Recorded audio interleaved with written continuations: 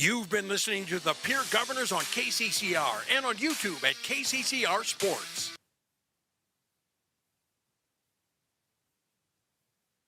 The following is a special presentation of Riverfront Broadcasting Sports. It's time for Pierre Governor Sports on KCCR and on YouTube at KCCR Sports. The Pierre Governors on KCCR are sponsored by Agtegra, First Fidelity Bank, Red Rosa, Wheelhouse Auto Body, SD Savin, Wagner Auto, and State Farm Becky Pottsaba Agency. Now Zabel will have to throw. He'll throw the back of the end zone looking for Kaiser. Up in the air, the catch is made to the 45. He stays on his feet. Kaiser, 35-30. How about a 99-yard pass? Touchdown Governors! And by Pizza Ranch, Rising Hope Counseling, Sanford Clinic, River Bottom Sanitation, Black Hills Federal Credit Union, Anderson Rumsa Dental, Home Care Services, and Country Carpet and Flooring. To be taken here by the Governors, Michaela Sherwood put us an end to the Knights, and the Governors win it 15-6 in set number 5. By Olson Plumbing, First Dakota National Bank, Boys and Girls Club of the Capital Area, Slumberland Furniture, AGE Corporation Ready Mix, Dakota Storm and Roofing, and South Dakota Office of Attorney General's Division of Consumer Protection. Titan Winkler got a free rush to the quarterback. This is picked off to the end zone. Carson Stosier, a pick 6, and the Governors lead at 40-0. Right back at you. Pierre Governors on KCCR is also sponsored in part by Beck Motors, First United Methodist Church, Zander Auto Parts, Birding Electric, May Adam, Oahe Federal Credit Union, Gales Gas, and Shane's Pharmacy. Throwers to receive it. Christofferson to set for Crop. Off the hands. That's going to be a kill. That's a reverse sweep win for the Governors. 15-12 in set 5. Abby Crop finishes off a 17-kill Knights. 15-12 in set 5. The Governors complete the comeback. And by Capital City Ford, Lincoln, and Toyota, Clubhouse Hotel and Suites, Graham Tire, Faith Lutheran Church, Access Health Fort Pierre, and CHS River Plains. Final play of the ball game. 7 seconds to go. Kamshoff looking to backpedal. He is going to be sacked. The mountain has been climbed. The standard sets. 7th heaven. The Governors. 7 straight state championships. And by Edward Jones Financial, Todd's Electric, Lamb Motors, American Family Insurance, Brittany Scheffelbein Agency, LLC, Dakota Sprinkler and Landscaping, Missouri River Dentistry, Comtech, and Bank West. Now, with the call of the game, here's the voice of the Pierre Governors, John Winkler. And a rematch from last year's state championship and a rematch from earlier this season. The Pierre Governors and Yankton Bucks meet here in Yankton in the 11AA semifinals. John Winkler alongside Mendel Miller, and Mendel, as things change, still some things are the same. The Pierre Governors and Yankton Bucks playing in a playoff game, and here tonight the Governors have to go on the road, have to be the 4 seed to try and get a win to get to the state championship. And I say some things change. The Governors are the 4 seed for the first time in this trip of trying to make it 8 straight state championships. The Yankton Bucks are the top seed against the Governors. Pierre has never beat a number 1 seed prior to the state championship in this run because they've never been the 4 or 5 seed. But as things stay the same, the Pierre Governors are in the spot to try and win a state championship. And here we are, an opportunity for the Governors to win a title. Yeah, absolutely. And just exactly what they were hoping for, right? I mean, that's where you want to be. You want to give yourself that opportunity, get through the trials and tribulations during the regular season, fix the things that you can fix, improve the things that need improving, and then be playing your best football in the playoffs and take your chances. And I think that they're confident enough. I think that they feel that they are playing their best football. Well, the Pierre Governors coming in at 6-4 in the season. The Yankton Bucks at 8-2. Back when this the third loss in a row, week 5 of the season for the Governors, dropped them to 2-3. Ultimately lost 4 in a row. But as Coach Steele said, we heard that, and we'll hear it in the pregame show as well, but heard it in Coach's Corner, rock bottom for the Governors in that Week 5 loss. They had lost to Tucker Ott in the pregame warm-ups. Then they end up losing Cooper Twilliger in the middle of the game with the shoulder injury. They had injuries after that. It was rock bottom for the Pierre Governors. They have won 4 of their last 5 games, including 4 in a row to get to this point. Yankton has not had that type of adversity in this season, but for the Governors, they really found what they were trying to do in this season. They've really kind of fine-tuned all those areas as the season went on. Yeah, exactly. And, those struggles for 3 games and those doubts and things like that really make you look at what you're doing and reevaluate all kinds of things. And then, losing Terwilliger for a time frame and the other players that they lost for a time frame obviously makes you maybe reassess how you do things, right? And who's available, and you all of a sudden you come up with some different things. And now you're a more flexible team, you're a more diverse team. And that just makes you stronger in the end. This Yankton Bucks team led by Easton Nelson with 1,300 yards passing. He's also run for 670 yards, but Evan Sirk has run for 1,100 yards in the season. All he needs is 1 yard to get to that plateau. But this is a team that has, other than their loss to Watertown, and you can kind of, wouldn't say throw away the Harrisburg game, but kind of throw it away at 11 AAA.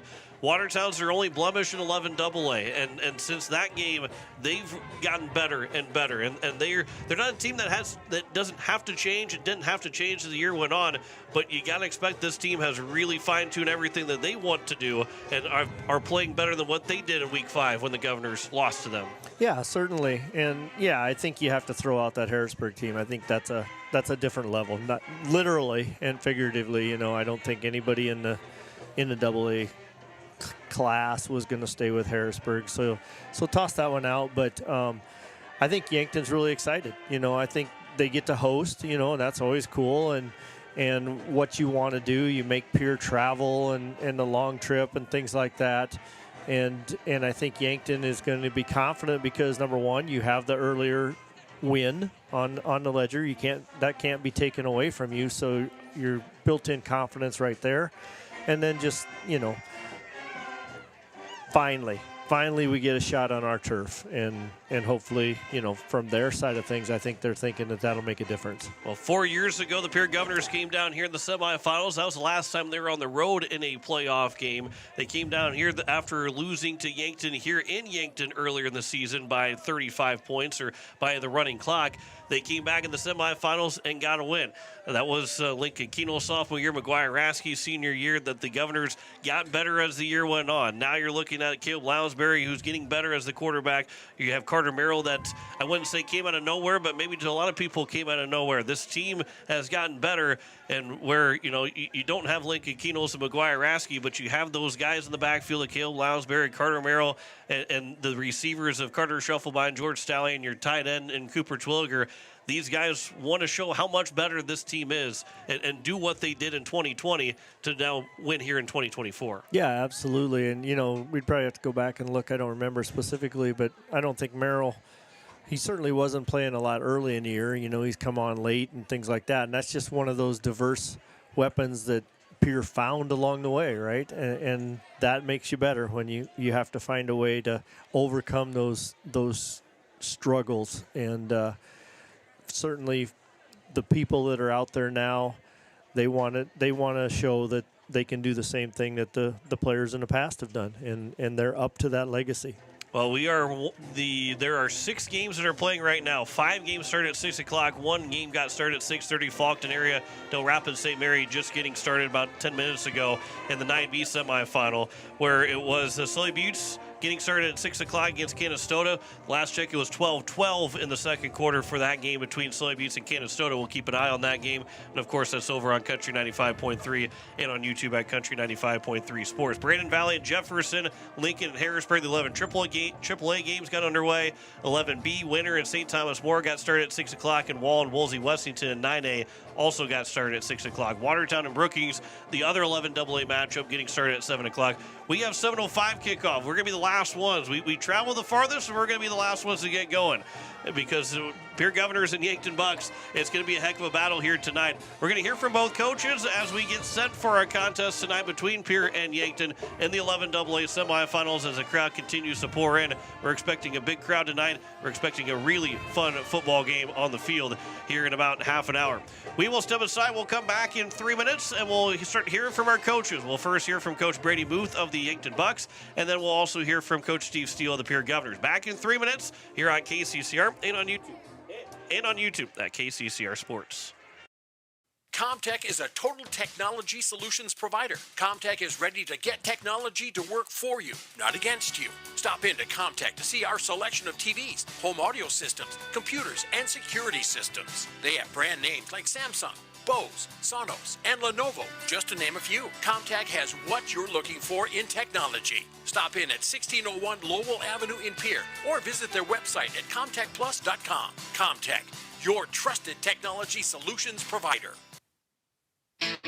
As community bankers, BankWest employees are deeply committed to supporting local causes, growing the local economy, and creating local opportunities.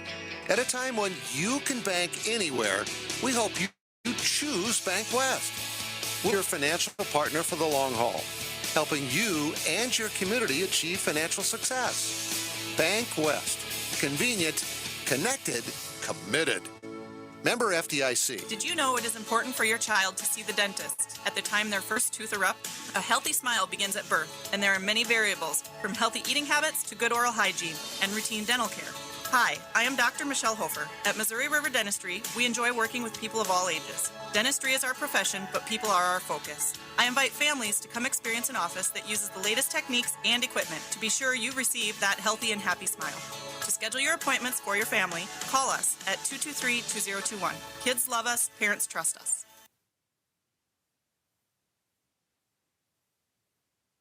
With any dream, the wind won't always be at your back. The sun won't always be shining, and some rain is going to fall. American Family Insurance is like a good, solid roof that you can trust to protect your biggest dreams. With plans that could save you up to 23% when you bundle your home and auto. Also, you can continue to dream fearlessly, no matter what comes your way. American Family Insurance. Visit mfam.com to learn how discounts may apply to you. American Family Mutual Insurance Company assigned its operating company, 6000 American Parkway, Madison, Wisconsin. Contact the Brittany Shufflebind Agency, LLC, 224-6627. Looking for your next new or used car, truck, or SUV? Then go no further than the comfort of your own home. Shop online at lambmotor.com. On lambmotor.com, you'll find the vehicles Lambs has in stock. You can schedule a test drive or your vehicle's next tune-up, all online. New or used, shop for it all online, anywhere you are. Lamb Motor has the right vehicle for you. Lamb Motor in Oneida and online, lambmotor.com. No one likes to have electrical problems, but when they happen, call Todd's Electric at 223-2518. With over 28 years of experience, Todd's Electric can handle any type of electrical problem, whether it's residential, commercial, or agricultural. Their knowledgeable staff knows and understands the importance of your home, business, or ag facility and are prepared to help. Call Todd's Electric at 223-2518. That's 223-2518. Todd's Electric, serving the Pierre and Fort Pierre areas. The line to power.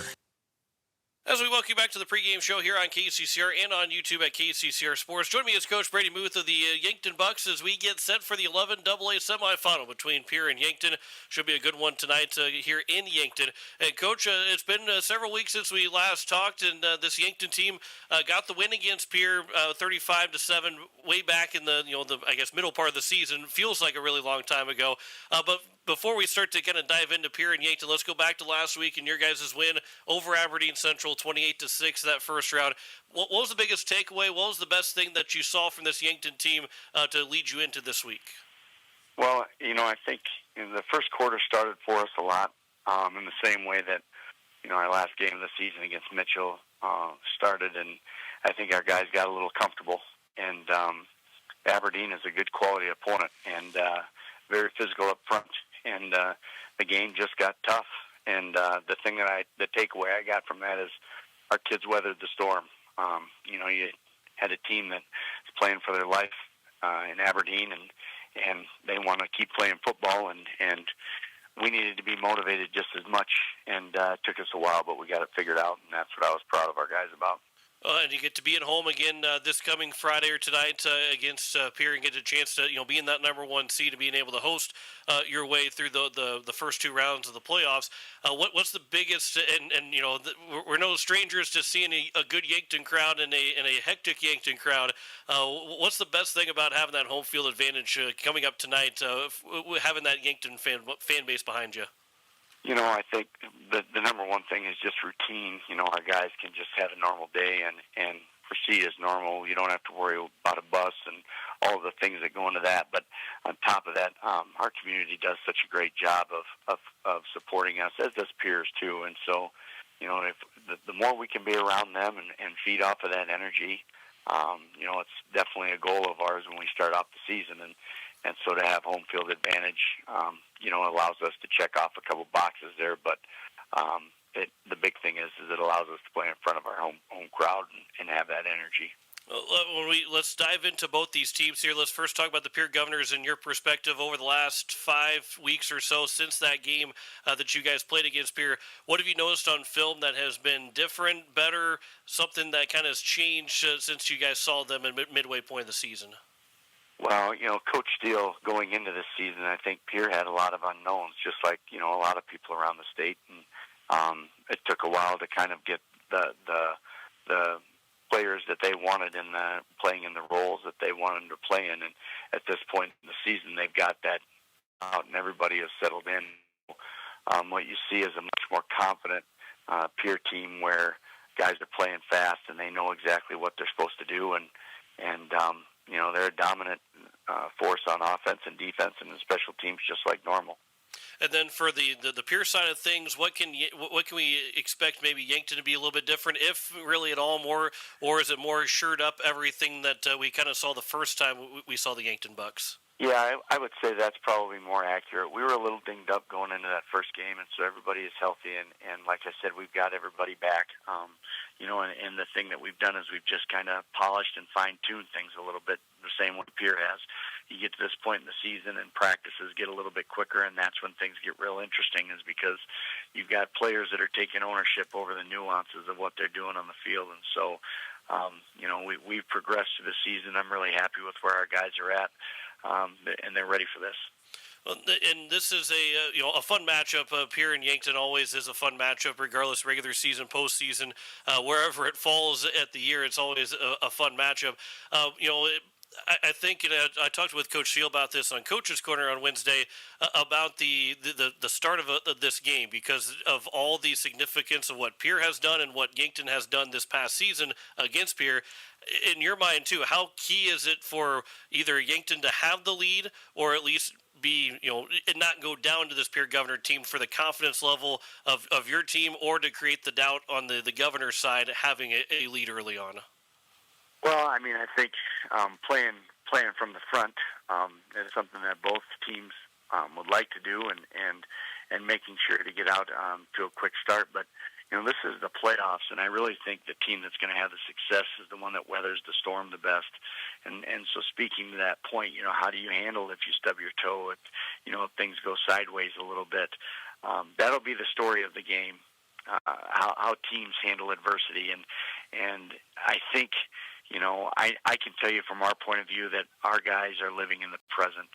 That game early on in the season, other than just film study, it doesn't go much further than that. We're not thinking that we've got this wrapped up because, we beat Pierre in the regular season and that's going to be a cakewalk. That's not the case at all. We know exactly what we have in front of us, and we know that Pierre is going to be ready to play, and they have more than enough motivation to come out and win this football game. And you kind of mentioned, too, everybody kind of as healthy as possible going into this contest tonight? Yes, I mean, yeah, we, in that first game we were dealing with some illness, and we had just a couple injuries here and there. But I think both rosters, you could say the same thing. Especially with that first game against Pierre, Terwilliger goes out. He's healthy now, playing, and we've got guys that are healthy and back playing, and where everybody is settled in on the depth chart is solidified, and so I think you're going to see a good football game. Talking with Coach Muth of the Yankton Bucks. Coach, final question here. Biggest key for Yankton to get a win tonight and move on to the state championship? We have to be the more physical team. And I know I say that, it seems like every time you talk to me, I give you the same answer on what the key of the game is, but we have to be the more physical game on the offensive line and the defensive line. If you were going to take anything away from that first game, that was the situation. We went in and we tried to be the more physical team, and for whatever the situation was, that was the case for that night. We know that in a semifinal game to get to play for a state championship, you've got to fight with everything you've got. And so we have to be the more physical team. Well, Coach, hey, I appreciate the time. It's going to be a good one tonight. Looking forward to it. Best of luck to you and the Yankton Bucks tonight. All right. Thanks, John. That is head coach Brady Muth of the Yankton Bucks. We'll return with more of the pregame show after this here on KCCR and on YouTube at KCCR Sports. Financial investments are very important, but so are the investments of time, patience, and encouragement our young athletes receive from their coaches, teachers, and mentors. Your Pierre area Edward Jones Financial Advisors understand this. That's why Edward Jones is a proud sponsor of Governor Athletics on KCCR. Go Govs! For all your investment needs, call or stop by one of our offices to visit with your Pierre area Edward Jones Financial Advisor. Edward Jones, member SIPC. Planning for next year is right around the corner. But do you know how much nutrients your crops will need? Fall soil sampling with CHS River Plains can help you look at each field's nutrient carryover, provide you with a more accurate farm plan, and allow you to take a position on those nutrients needed when you see fit. Plus, it'll make your life easier next spring when the planters are ready to roll and you don't have to wait. Contact your local CHS River Plains agronomist today, and we'll get the pickup headed your way. Wagner Auto Company is your complete transportation headquarters. Now is the time to order your new Buick, GMC, Chrysler, Dodge, Jeep, and Ram vehicles, plus a good selection of quality pre-owned and certified pre-owned vehicles. They'll take care of you after the sale with a full-service parts and auto body shop with trained technicians, along with a friendly financing team that'll work with you to find the best deal and one that'll fit your budget. Wagner Auto is your local full-service family-owned dealership for over 115 years. WagnerAuto.com. That's WagnerAuto.com. Access Health Fort Pierre is here to serve you. Mission-driven to provide affordable, high-quality health care. Access Health provides personalized care for the entire family, including chronic and acute care, evaluation of illness and injuries, laboratory services, wellness exams, DOT and sports physicals, and immunizations. Access Health Fort Pierre. Affordable, high-quality service without the wait. Compassionate, committed, and convenient. The clinics of Access Health have been serving Central South Dakota for the past 35 years. Access Health, caring for communities, caring for you. Walking together in faith, living together in faith, working together in faith, that's who we are. Hi, this is Pastor Sam Hanschke. I hope that our athletes have an excellent and successful season. I pray that God would continue to richly bless them. I invite you to join me in praying for our athletes during the year. We're Faith Lutheran and we are glad you're here. Look, it's no secret that owning a vehicle can cause a lot of stress, and they get a lot of wear and tear on them through the extreme seasons we've grown to love. Graham Tire wants you to know that you can trust them with any problem that you have with your vehicle. Their ASE certified mechanics can make your AC cool again, or even just change your oil. They can look into and fix those noises that seem to come from nowhere and have you stressed out. Bring your car to Graham Tire so they can put your mind at ease. Graham Tire, your tire store next door. As we welcome back to the pregame show here on KCCR and on YouTube at KCCR Sports. Join me as Coach Steve Steele. Pierre Governors take on the Yankton Bucks coming up in just a couple of moments.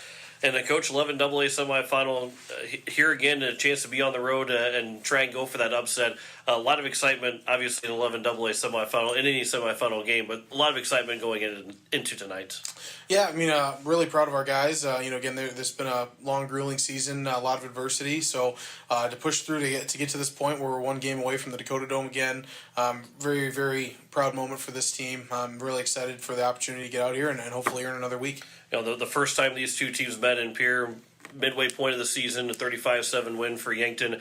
But I think both sides are in the same boat, not expecting that same result. It's going to be a much closer game and a big dogfight tonight.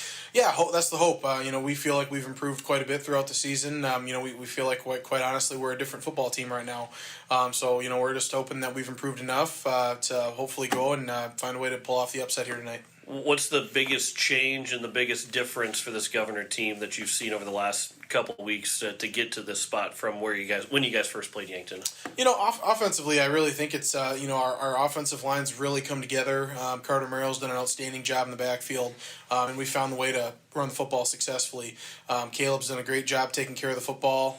We've hit timely passes, but I think really finding the identity, being able to run the football has been the difference offensively. And then defensively, I just think that the guys are starting to find their confidence. We've had so much movement on the defensive side of the ball in terms of injuries and people in and out. We've had two players, Lincoln Schoenhardt and E.J. Bucci, are the only two players that have started every single football game for us this year on the defensive side of the football. I just think that having a couple weeks in a row of consistency has been huge on that side. Then Yankton, obviously, they have not lost prior to that win against you guys as well.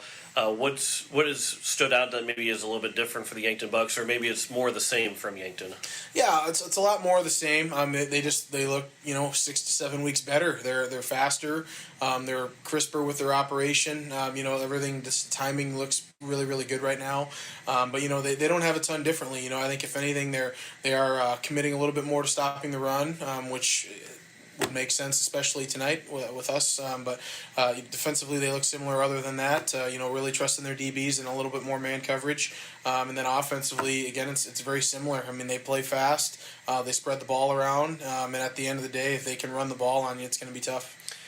We kind of talked a little bit about it on Coach's Corner on Wednesday, but how key a start can be for tonight, either creating the doubt in the Yankton Bucks with the success that the Governors have had over the last 7 years. A good start can maybe create doubt, and then on the same side of not falling behind Yankton to make sure your guys don't have any doubt in this ball game to stay competitive all the way through, but also get that lead early on. Yeah, I think anytime you're playing a team for the second time in our role, we've got to be able to adjust and change and fix what didn't happen the first time.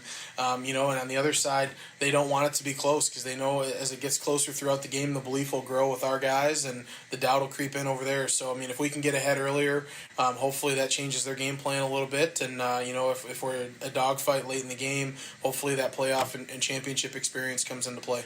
You're not unfamiliar with the 3.5-hour bus ride down from Pierre to Yankton. You do it at least every other year, if not sometimes twice in a year, or in back-to-back years. How do you make sure guys are ready to go and stretched out, loosen up, ready to get on the football field when that kickoff happens? Yeah, for this one, that once you get to that close to the 4-hour total, we'll stop and get out in Mitchell and walk around and let the guys just kind of stretch their legs out a little bit, and then we'll get back on and get down the rest of the way, and still have time to get into our pregame routine once we get to the field.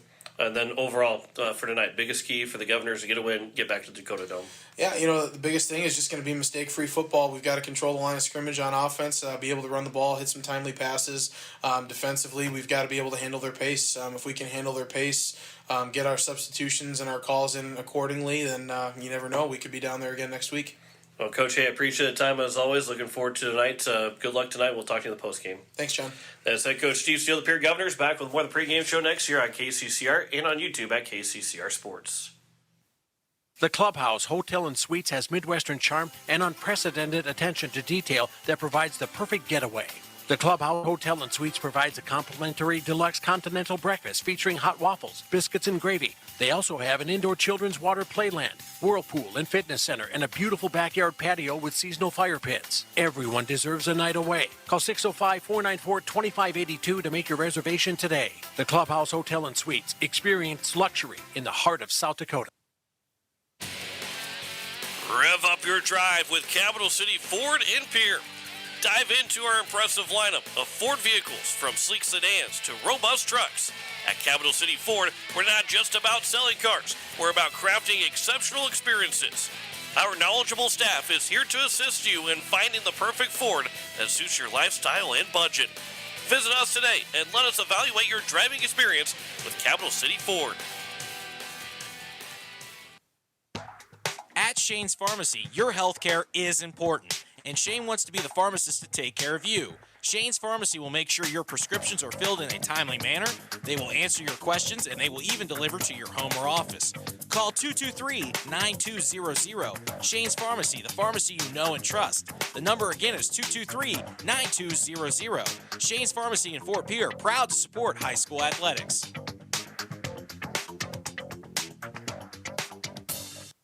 Most of us already know that Gale's Gas of Pierre is the place to call for propane.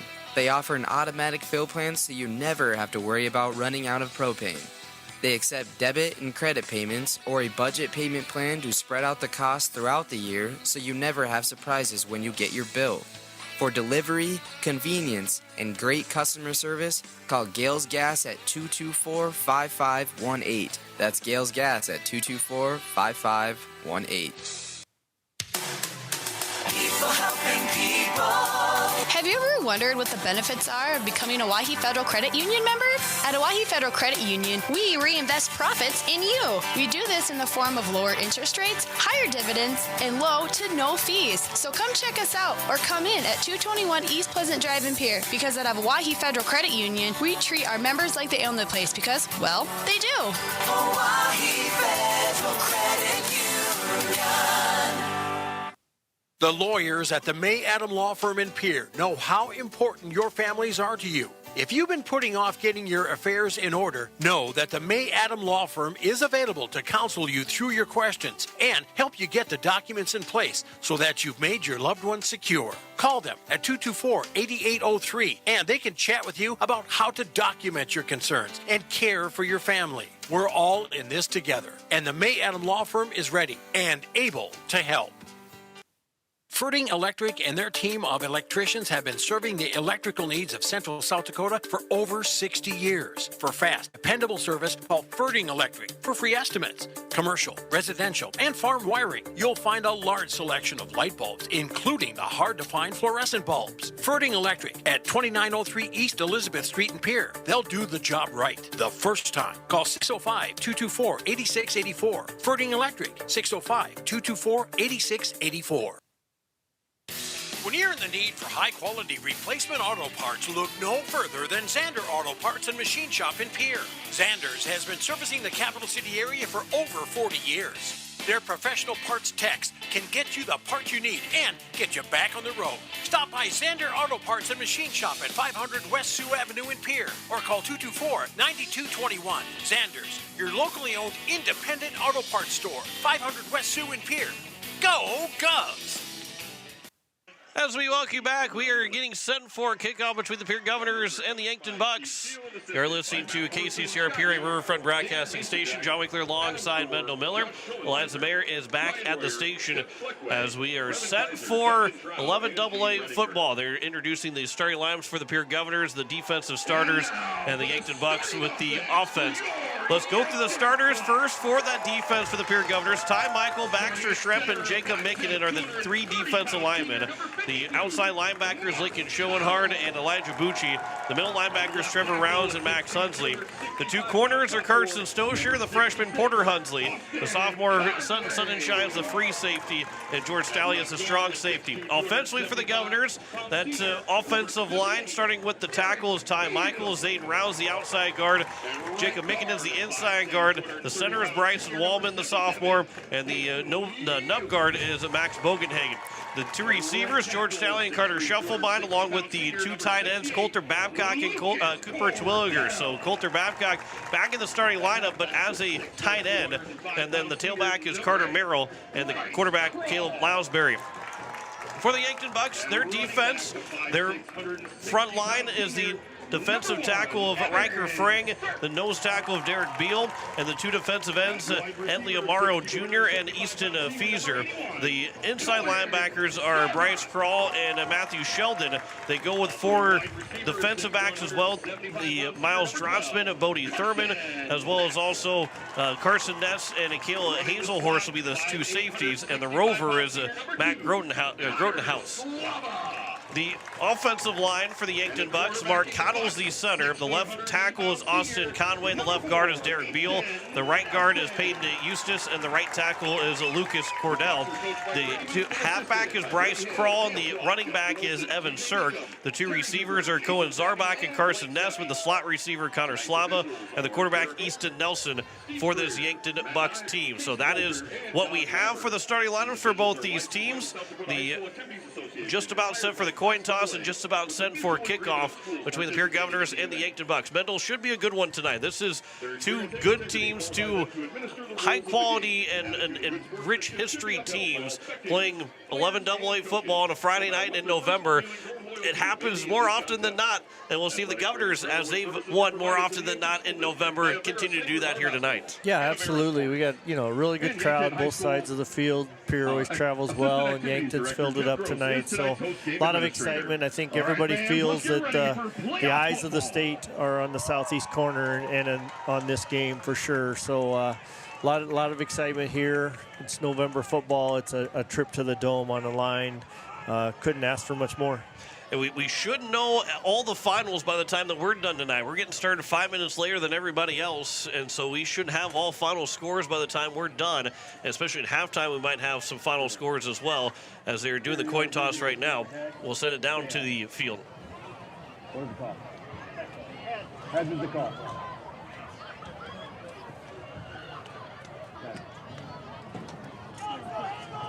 So the Pierre Governors win the toss, and they have elected to receive. And so the Governors will go to the student section. Chosen receive first half. Shake it up. Good luck, gentlemen. That's from our referee and the official, Steve Cryer. And they will go from right to left in the radio dial, and the Yankton Bucks from left to right. So they'll go to the student section in this first quarter. And the Pierre Governors want the offense out first, and especially with how high-powered offense and high-moving that Yankton Buck offense is, Mendel, that it's a smart choice to take the ball first, because you can dictate how the first possession goes and the pace of this game. You can take it slow. You can take your time, as the Governors in other years have not done, but this year they have done. And you can really kind of keep that offense off the field as long as you can, and as long as you continue to drive down the field. Yeah, I think that'd be the perfect opening scenario for the Govs, is just to take the ball, go on about a 7-8 minute drive, clock ticks away.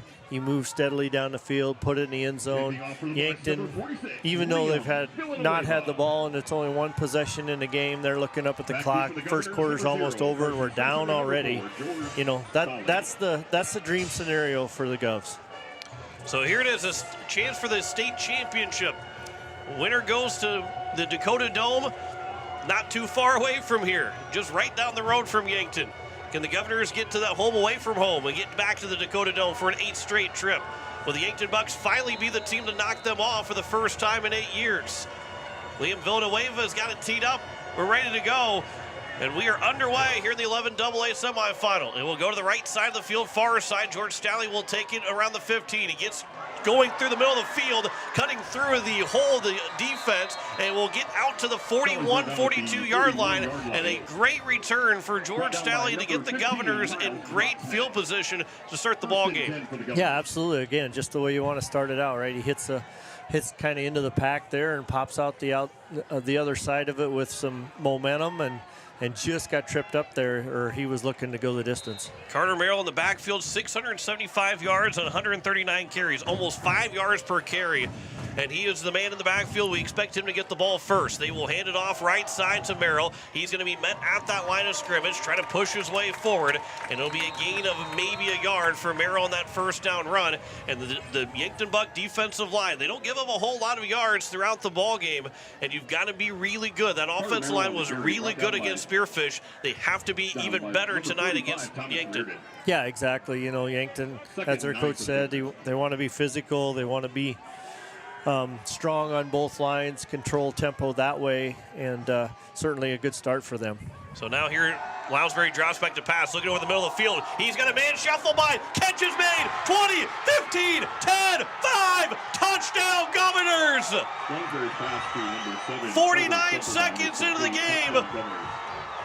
It is a touchdown for Pierre, and Shufflebein breaks free, and the Govs have their first lead against Yankton this year. Yeah, perfect strike. Shufflebein running with about 5 yards clearance over the defensive backfield, and Lounsbury couldn't have thrown a better pass. Hit him right in stride. Easy catch, trots on in. 58-yard pass from Lounsbury to Shufflebein. 49 seconds in. We talk about methodical drive. Don't need it if you take just 2 plays to score. Extra point from Carter Templeton is up, and it is a good 7-0 lead for the Pierre Governors here with 11:11 to go in the first quarter. 2-play drive for the Governors. Cap it off with a touchdown. Back in 30 seconds here at KCCR and on YouTube at KCCR Sports.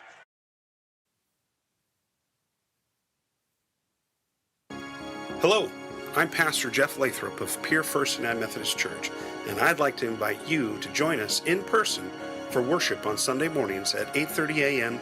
or 11 a.m. You can also join us on Facebook Live or on KCCR 1240 AM or 98.9 FM for our Sunday morning broadcast at 11 a.m. Come worship with us at First United Methodist Church, where you will find open hearts, open minds, and open doors. As we welcome you back, it was the two-play drive that went just 59 yards, a 58-yard touchdown throw and catch from Caleb Lounsbury to Carter Shufflebine. And the Governors on the board first, 7-0 lead. And the Yankton Bucks will get their high-powered offense going, but they will have to play from behind. Templeton will kick this one away here for the Governors from the 40-yard line. It's a squib kick. It will roll. It will be picked up by the Yankton Bucks by number 8, Bryce Krall. Krall's still with it, and it will be trying to fight off a couple of different Governor players, and it'll be tackled at the Yankton 44-yard line. So they don't have to go even as far as what the Governors did in their first drive, but a good first play for the Governors. Good first drive. Now let's see if the defense can answer just what the Governor offense did. Yeah, giving them the short field right away, so hopefully we can be stiff right from the get-go here. Pistol formation here for Easton Nelson. With Cirque in the backfield, they'll hand it off to him in the first play. He will dive forward. He lost his footing. Didn't get a whole lot of yards, but he was able to dive past the 45 to the 47, a gain of 3. And a second down and 7. Cirque on the season with his rushing total. He has now eclipsed over 1,100 yards. 1099 coming into the ball game. First pass for Easton Nelson. Throws over the middle of the field. Wide open man. Catch is going to be made. And it's going to be a first down and then some. All the way down to the Governor 31-yard line. As Carson Ness makes the catch. Ness gets all the way down to the 31. And here goes the Yankton right back to the ball. Yeah, you can see that tempo and how they want to play fast. About a gain of 23 for Carson Ness on the first throw and catch. That was a handoff for Cirque again. He's met at the line of scrimmage. He's able to fall forward as Max Hunsley was in on the tackle along with Trevor Rounds. And it'll be a gain of 2 into the, well, gain of 1 to the 30-yard line. Yeah, good defense there by the middle of the Pierre line. No room to run at all. Pistol formation again here for Easton Nelson. Play action rolling to his left, looking down the middle of the field. Now he's going to pick it up. He's going to be sacked. A big hit. And it's third down and long, all the way back to the 35-yard line. Baxter Shremp is the one with the sack, and it's third down and long, all the way back to the 35-yard line, a loss of 5. Yeah, Bucci on him as well. Tried to do a little play fake, roll out to his left, and Pierre was all over it. 3 receivers near side, shotgun formation, obvious passing down. Nelson's flush out of the pocket, and he's trying to be raced down by Elijah Bucci. He'll be pushed out of bounds as it was Lincoln Schoenhardt to get over to him. And it will go all the way down to the 25, picked up 10 yards, but it's 4th down and 4 here for the Yankton Bucks. Yeah, just a little bit of a loss of containment there by the left side of the Pierre defensive line, and a good scramble. Bucci just couldn't quite catch up to him. There's no question the Yankton Bucks are going to go for it here. 4th down and 4. Rolling to the left. Nelson looking to throw. He throws it out far side. Catch is going to be made. Carson Slama makes the catch. And he will have it up for a first down as they'll get inside the 20 into the red zone with 9:20 to go here in the first quarter. Yeah, about a 10-yard, 8-yard out pattern there when they need 5 on 4th down. Good throw. Nice catch. He's able to tap his feet down and complete the catch. Governors had them backed up at 3rd down and 15 or so, but couldn't get the stop that they wanted. Here's a handoff for Cirque, trying to go up the middle, trying to bounce it right side. He's going to be touched down after he was tripped up. And it'll get to the 14. It'll be a gain of about 3. Make it 2nd down and 7. We'll call it a gain of 4. 2nd down and 6. Shotgun formation, 2 receivers each side. Nelson looking to his right. Now he's rolling to his right. Still looking to throw. Now he'll throw to the end zone. It is going to be intercepted by Stalley in the end zone. An interception for George Stalley. He got over there at the last second, and the Governors will take over at their 20-yard line. Yeah, absolutely. Great play by Stalley there. And again, one of those cardinal rules in football, right? You don't roll and throw late across the middle. He had a receiver open in the end zone. He kind of sat down in an empty spot, but Stalley flowing with the play, is able to cut in front, make the catch, and set Pierre back up with the ball. 8:51 to go here in the first quarter. 7-0 lead of the American Family Insurance Brittany Shufflebine scoreboard. Governors will have it first and 10 on their own 20-yard line. Second drive of the ball game. They can take a 2-score lead here on Yankton and really put Yankton on their heels quickly in this game. Lounsbury from under center. 6 seconds to go on the play clock. Toss play left side. Merrill trying to cut it back up inside the hash marks. He's going to be run down. He'll get maybe a yard or two. And it's second down and long for the Governors. Yeah, good flow from the Yankton defense there. Pierce trying to get outside, get wide on him, and just didn't get the corner blocked off so that they could get around it and get it turned. Second down and 8 from the 22-yard line. Governors had just picked up 1 yard before they threw that next play for a touchdown of 58 yards to Carter Shufflebine. Lounsbury will go back to pass again. He's looking over the middle of the field. That throw is too high, bouncing off over the head of Carter Shufflebine and bouncing off the helmets of the intended, or the defenseman in Cale Hazelhorst. And it's third down and 8 here for the Governors.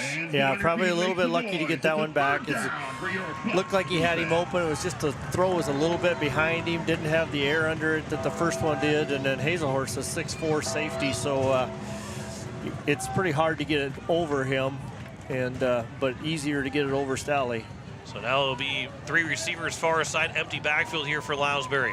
Third down and 8 from the 22. Twilliger, the lone man, to his left. Now Lounsbury flush in the pocket, rolling to his right, throws on the run. Catch will be made right near the first down sticks. It is a first down, a gain of 9 when they needed 8. And Carter Shufflebine will make his second catch. And a big gain on third down and 8. They pick up 9. Yeah, Shufflebine, nice pattern there, about a 10-yard curl. But the thing he does really well is he comes back to the ball.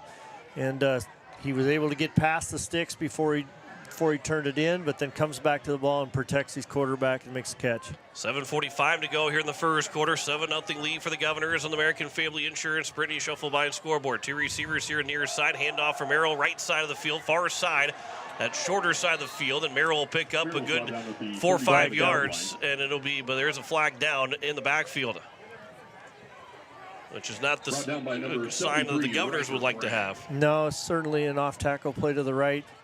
Yep, hold. So that will back them up and make it first and 20. And we'll hear from our head official, Steve Cryer, for the first time tonight. Holding. Offense, number 33. 10-yard penalty from the previous spot. Replay, first down. That is Coulter Babcock. 7:31 on the game clock. 7:31. Add 5 seconds to the game clock, but Coulter Babcock is the one that gets called for the hold. Penalty brings the ball back to the 21-yard line. In a tight end position there, just trying to secure the corner. A little more success, but that's probably because he was holding. So something that Pierre's looks like they're going to try to do certainly is to get wide and attack those edges. So first down and 20 here from the 21-yard line. Shotgun formation, rolling to the left a little bit. Now the throw over the middle of the field, and that will fall incomplete. I'm not sure if that was maybe deflected, but there was no one there for the Governors. Twilliger was the closest one. And it will bring up second down and 20. Yeah, he was feeling some heat there, and that might have been just his way of getting rid of the ball and getting out of trouble. Just throw it into an empty space. Second down and 20 from the 21, and Coach Steele mentioned it too. Got to play mistake-free football. On that one penalty, that could be a drive killer right now. You got to pick up 10 yards or so, make it manageable here for the Governors. Be a toss play right side for Merrill. He's not going to get much going. He might even have lost a yard. It's going to be third down and very long for the Governors, as he was hit near out of bounds. And Thurman with the tackle, and that'll be, let's see, third down. Did they back him up a yard? We're pretty far away, but there was no gain for Merrill. So third down and 20, and the Governors will just, with the enemy backfield looking like they're going to pass the ball, but they got to pick some yards up and try and flip the field with 6:45 to go in the first quarter. Yeah, this is where you got to really be careful. Don't want to make a mistake here on 3rd and 20 when Yankton pretty much knows you're going to have to throw the ball. 3 receivers here on the near side. Lounsbury steps up the pocket. Now he floats it downfield looking for Stalley. It is going to be caught by Stalley at midfield. It is a first down to the Yankton 49-yard line. Number 4, George Staley is complete. Great catch by Staley there, laying out, full extension, Brought down on the 49 cut in yard line. underneath of the Yankton defensive back, and then laid out and makes the catch. 30-yard gain on 4th and 20 for the Governors, and it's 1st and 10 in Yankton territory with 6:13 to go in the first quarter. What a diving grab for George Staley. You talk about mistake-free football. It's deflating, giving up a 3rd down and 20, and the Governors want to capitalize on that now. Play clock is down to 8. 3 receivers here near side. This will be a design run for Lounsbury. You don't see very many design runs for him, but he'll pick up a yard or two.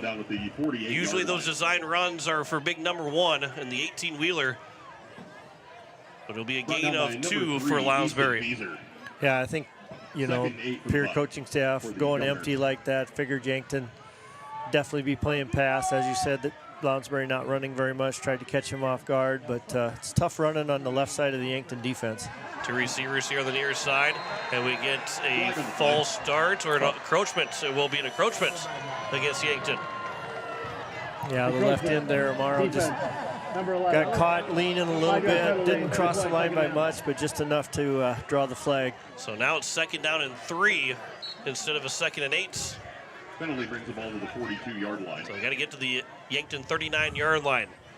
5:20 to go here in the first quarter. Governors with that 7-0 lead. Pistol formation. Ball is dropped by Lounsbury. He dribbles it back to himself like a basketball, and he's got nowhere to go. He'll pick up no gain, and it's now 3rd down, and here comes the 18-wheeler Elijah Bucci into the ball game for the first time on offense. Yeah, low snap off to his left. He was lucky to knock it down because he had his running back offset to his right. If that gets by him, then it's a really big play for Yankton. The 18-wheeler's in. Elijah Bucci, 3rd down and 3. Design run all the way. Bucci's going to be swallowed up behind the line. He gets free. He dives for the first down marker. He's got it. A gain of 4. He was hit behind the line of scrimmage and spun off of it. Yeah, great run by Bucci there. I didn't see who hit him behind the line of scrimmage, but he spun off and kept his momentum going forward. That was the containment on the Governor right side of their offense, and once the containment was broken, he got the first down yardage. So it's now 1st and 10 from the Yankton 38. Lounsbury back in as quarterback. Merrill in the backfield from under center. Handoff up the middle for Merrill. He's got nowhere to go. That defensive line has been stout for the Yankton Bucks so far. A short gain. But it'll be a gain of 1 for Merrill. He's got just 4 yards on 4 carries. 2nd down and 9 for the Governors as we are under 4 minutes to go here in the first quarter. 2nd and 9 for the Governors. Good job of the Yankton defensive line following it down. Amaro coming down the line from his defensive end position and kind of chasing that down from behind before Merrill could break the line of scrimmage. Governors have really eaten away at this first quarter clock. They scored just 49 seconds in that first drive, but trying to take 6+ minutes off the clock here on this drive. Pistol formation here, 2nd down and 9. Fake the toss to Merrill, rolling out. The throw to the near side. That one's going to be off the hands of Staley. Jumped for it, but he was hit by number 22 in Mac Grotenhouse, and it'll be 3rd down and 9. Yeah, target or pass on target that time, just a little bit high for him. Staley had to go up, leave his feet to try to make the catch. It's a tough night, cool, and a lot of steam on that ball, just couldn't drag it in. And where the Governors are at the 37-yard line right now, you got to expect if they can pick up a couple yards, it'll be 4-down territory for them. If they get backed up anywhere, probably would punt the ball away, potentially punt the ball away. But with 3:28 to go, 8 seconds on the play clock, 3rd down and 9 from the 37. Lounsbury drops back to pass, steps on the pocket, throws over the middle for Shufflebind, up in the air, it will fall incomplete. Shufflebind is slow to get up, as it was number 14 at Hazelhorse. I think the wind maybe got knocked out of Shufflebind. It brings up 4th down. The referee blew the play dead, which means that Shufflebind would have to go off the field for a play. Pierre's going to run the punt team on anyway, so he can get a chance to catch his breath. That was a good play by Hazelhorse again. He's a big kid playing safety back there, and made a good break on the ball, timed it well, and broke it up. So here's Templeton, make that Lounsbury that is going to punt the ball away this time from the Yankton 37-yard line. And that punt is a good one from Lounsbury, but it will take a Yankton hop into the end zone, and it will be out to the 20-yard line. First and 10 on the touchback. Yeah, Pierre's got to feel good there. They flip the field and drive down after thwarting Yankton's first drive, and they're going to make him go 80 yards again to try and earn some points. Good balance on that last drive by Pierre. A little run-pass mix and success both ways. 3:16 to go here in the first quarter. Man goes in motion. That is Sirk. Handoff will be up the middle for Matthew Sheldon. He doesn't run the ball a whole lot, but when he does, he is a big boy that tries to push the line forward. He'll gain about 3 yards to the 23 on his first run. Second down and 7 for Yankton. You can see him going fast again, trying to get Pierre on their heels. As Nelson looks for the snap, it'll be a handoff for Sirk here on the near side, trying to go with that sweet play. It'll be a first down for Sirk. He is out of bounds at around the 34-yard line, where they will spot him a gain of 11 for Sirk, and it's first and 10. You know, Sirk's not a very big back, and he kind of gets lost behind that big line for Yankton, and sometimes the linebackers just can't find him and fill as fast as they'd like to. Another handoff here for Sirk, trying to go right up the middle of the field. He is wrapped up. He's going to be thrown down. Lincoln Schoenhardt was the one with the tackle, but Sirk was able to continue to pull forward, so Schoenhardt threw him forward out to the 39-yard line, a gain of 5. Yeah, exactly, and here we go again. Quick 3 substitutions. 2 receivers out on the far side of the field as Nelson drops back to pass. A quick throw on the near side. Catch will be made in play. Porter Hunsley will end up making the tackle. Max Hunsley had missed him. Porter Hunsley missed him the first time. Max Hunsley missed him again, but then Porter was able to make the tackle, but it is enough for a first down as it will end up being a gain of 11. And another quick play upcoming here for Yankton, and now we get a flag. Everybody will throw their flag. It's got to be a snap infraction or something. Number 52 on the offense. 5-yard penalty to play first down. Sorry, Mr. Cryer. Could have let you announce that. First and 15, back to the 45-yard line. And still in Yankton territory, 2:02 to go here in the first quarter. Handoff for Sirk again. He gets a nice hole left side, but he's going to pick up about 3 of those yards back. And it'll bring up second down and 12. Another gain of 3 there for the Yankton Bucks. Yeah, they have Sirk listed at 160 pounds, so he doesn't really just hammer it up in there hard. He kind of picks his way, tries to find the little seams and creases. Empty backfield here as Ness goes in motion to the backfield. Nelson, all kinds of times he backs up, throw to the near side. The catch will be made by Zarbach, and he's going to be out of bounds for another near first down marker, but it's going to be third down and short as he's inside the 45 to around the 43. And it'll be a gain. That'll end up being a gain of about 10, and it's third down and 3. A lot of time in the pocket that time. He could survey the field. They had 5 in the pattern. He just hits the crosser late. And it'll be another pass on third down. Throw near side. Catch will be made by Zarbach again. He's got enough for a first down. And that'll be out to the 37-yard line. And a gain of about 8 another time for Zarbach. Yeah, speed out that time, and just a really tough throw to defend.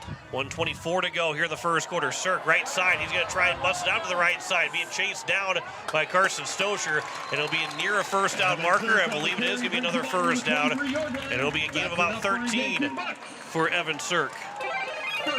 You can see, even with Yankton's quick tempo, they're getting 2 or 3 players switched every time and not allowing the Governors to change personnel. Pistol formation again. Nelson with the handoff for Sirk right out the middle. He tries to go, and he'll get inside the 20 to around the 19-yard line. A gain of about 5 there for Evan Sirk again, and it's second down and 5. Pierre able to get a new lineman in this time. Under a minute to go here in the first quarter. Yankton trying to get this ball game back tied up. It is a 7-0 lead still here for the Governors. Handoff again for Sirk right side. He's going to get to around the 15-yard line, push back, and he's going to be about maybe a yard short. Or will he have enough for a first down? I think he might be a yard short to make it third down and 2. So we'll end up 2 yards short. They'll bring their bigger back in here for the short yardage play. around the 15-yard line, 20 seconds to go. They don't have to run the play, but of course Yankton will. Matthew Sheldon will get the handoff. He's going to try and get that first down marker. He's going to be short by a yard, and it'll be 4th down and 1. And Sheldon picked up just that 1 yard, and that should take us to the second quarter. With 5 seconds to go, they will not run. They're going to try and get lined up, but that will take us to the end of the first quarter. 7-0 lead for the Pierre Governors at the end of the first 12 minutes.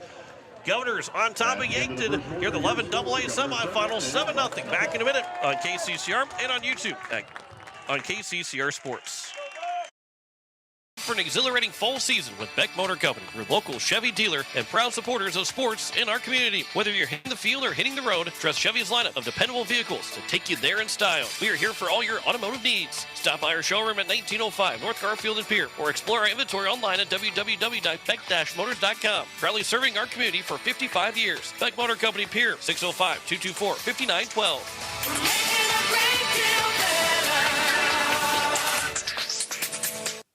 You just got a quote from a company and are now being billed for not choosing them. Many contracts have what's referred to as a contingency agreement. These typically state that if you don't go with them, you, after insurance has approved the repair work, will be charged a percentage of the job they quoted. Ask up front if they charge to provide an estimate. Never sign anything that you haven't fully read or understand. If you have any questions, reach out to the South Dakota Office of Attorney General's Consumer Protection Division at 800-300-1986. Have you assessed the condition of your roof at your home or business? Dakota Storm Roofing and Gutters can help. Since 2010, Dakota Storm Roofing and Gutters has been helping their customers in Pierre, Fort Pierre, and all surrounding areas. With over 20 years experience, the professionals at Dakota Storm Roofing and Gutters know how to get the job done. Specializing in all types of roofing, they'll make sure to find the right fit for you and your home. Give them a call at 605-280-9797 or get a free quote on their website at dakotastormroofing.com. Dakota Storm Roofing and Gutters, reliable roofing for your peace of mind. As we welcome you back, it is the second quarter, 4th and 1 upcoming to start this second quarter. John Winkler alongside Mendel Miller as both teams are heading back to they're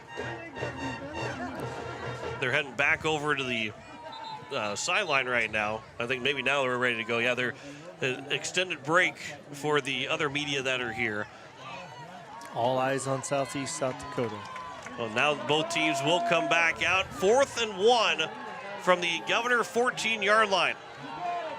This is a big play. They're going to jumbo package here. Talking about an 18-wheeler package. Easton Nelson, the quarterback. 3 guys in the backfield, all at the line. Nelson's going to power forward. He's going to easily have enough for a first down as they'll get to the 12-yard line, a gain of 2. They needed 1, they got 2, and it's 1st and 10 for Yankton. That's almost like a variation of the tush push or brotherly shove, only the quarterback's coming from the back with everybody pushing in front of him. So 1st and 12, the Yankton Bucks can get another first down before getting into the end zone. Last time they were in the red zone, they ended up throwing a pick in the end zone. Evan Sirk with a handoff. He's inside the 10 to the 8-yard line. He's pushed backwards as George Stalley was over there to make the tackle, along with also Baxter Schrem and brought down by number 53 and Jacob Mickinen. Gain of 2. Make that gain of 4. Another handoff. This time it might have been a back exchange as Sirk now will try and get to the end zone. A flag will come in. Sirk, make that Nelson got into the end zone for a touchdown, but it will be coming back, and there is a hold against the Yankton Bucks. Yep, absolutely. Right at the point of attack as he's turning the corner. Pierre was definitely held. Good effort there by the defensive line to work through the block and create that hold and nullify the touchdown. Holding, offense, number 8. 10-yard penalty from the spot of the foul. Replay, second down. Bryce Krall is the one that gets called for the hold, as that will back the Yankton Bucks up out to the 17-yard line. Make that the 16-yard line. Where are they going to spot him? A couple of spots. There it is, back at the 18. That's where it'll be. So second down and 16 for Yankton. Yankton's kind of been on the ground here for the last 6 or 7 plays, so probably going to be forced to go to the air here. We'll see if they've recovered mentally from that interception. Nelson will Drop back, step up in the pocket. Now he's going to take off with it. He is going to be wrapped up. He got to the 10-yard line again to make it third down and manageable. Picked up 8 yards on that run for Easton Nelson. Yeah, good pressure there from Pierre on the outsides, forced him up into the pocket, and he just takes off and runs. 15th play of the drive for the Yankton Bucks here. Third down and 8. Rolling to the left is Nelson, looking to make the pass. Now stop and throw, bobbled catch made down to around the 3-yard line. Ball comes out. Are they going to say he was down? I believe they say he was down. I believe it was Bryce Krall that made the catch. Ball did come out the last second, but it's going to be right at the 3-yard line. A gain of 7, and it will bring up 4th down and 1. And will they have that same play? Nope, Cirque will get the handoff. He's wrapped up at the 2-yard line. Is he short or not? The Governor say he's short. Yankton saying he's got the first down. Clock's going to stop no matter what. They're going to talk about where this ball is at. You almost got to measure it, right? Unless it's, I don't think there's any way that one way or the other it's going to be short. No, I think this is a measurement. Or a first down. It will be measured. Timeout for measurement. This is a big measurement with 10:06 to go in the first half. Can the Governors get the goal line stand at the 2-yard line? Where the ball is at and where the sticks are sitting at right now, I would say they're going to be short. It looked like the sticks were on the other side of the 2-yard line, and the ball's on the right side of the 2-yard line. So this is a huge measurement. I think it's within a couple inches either way. He definitely didn't get to the 2-yard line. It is going to be short, it looks like. Or did they get it by the nose of the football? It is short. The Governors get the turnover on downs by an inch. Index card almost came out. It just about did. It was almost necessary. Gene Sterator is going to be smiling if he hears him. Almost would have been smiling if he'd heard about that one. He's smiling because I said his name right now. But it's going to be 1st and 10 from the 2-yard line. Governors have to go 98 yards down the field, but they've got the ball back. And another stop of the Yankton Buck offense with 10:06 to go in the first half. The last time the Governors were down left side of the field, it was at the 1-yard line against Yankton, and with a 99-yard touchdown pass. We'll see what the Governors have up their sleeve right now. Lounsbury from the pistol. Merrill in the backfield. Got to be a solid catch. Toss to Merrill. Right side. He's at the 1-yard line. He is wrapped up. Maybe lost a half a yard. Ends up being about no gain.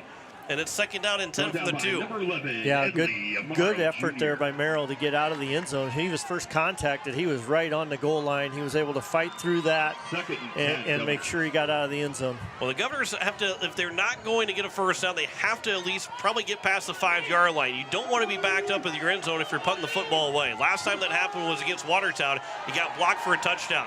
Lounsbury throws over the middle for a Shufflebine. He'll make the catch at the 25. Gain of 23 for Shufflebine. 3 huge catches for Carter Shufflebine so far. They're going to spot him at the 26.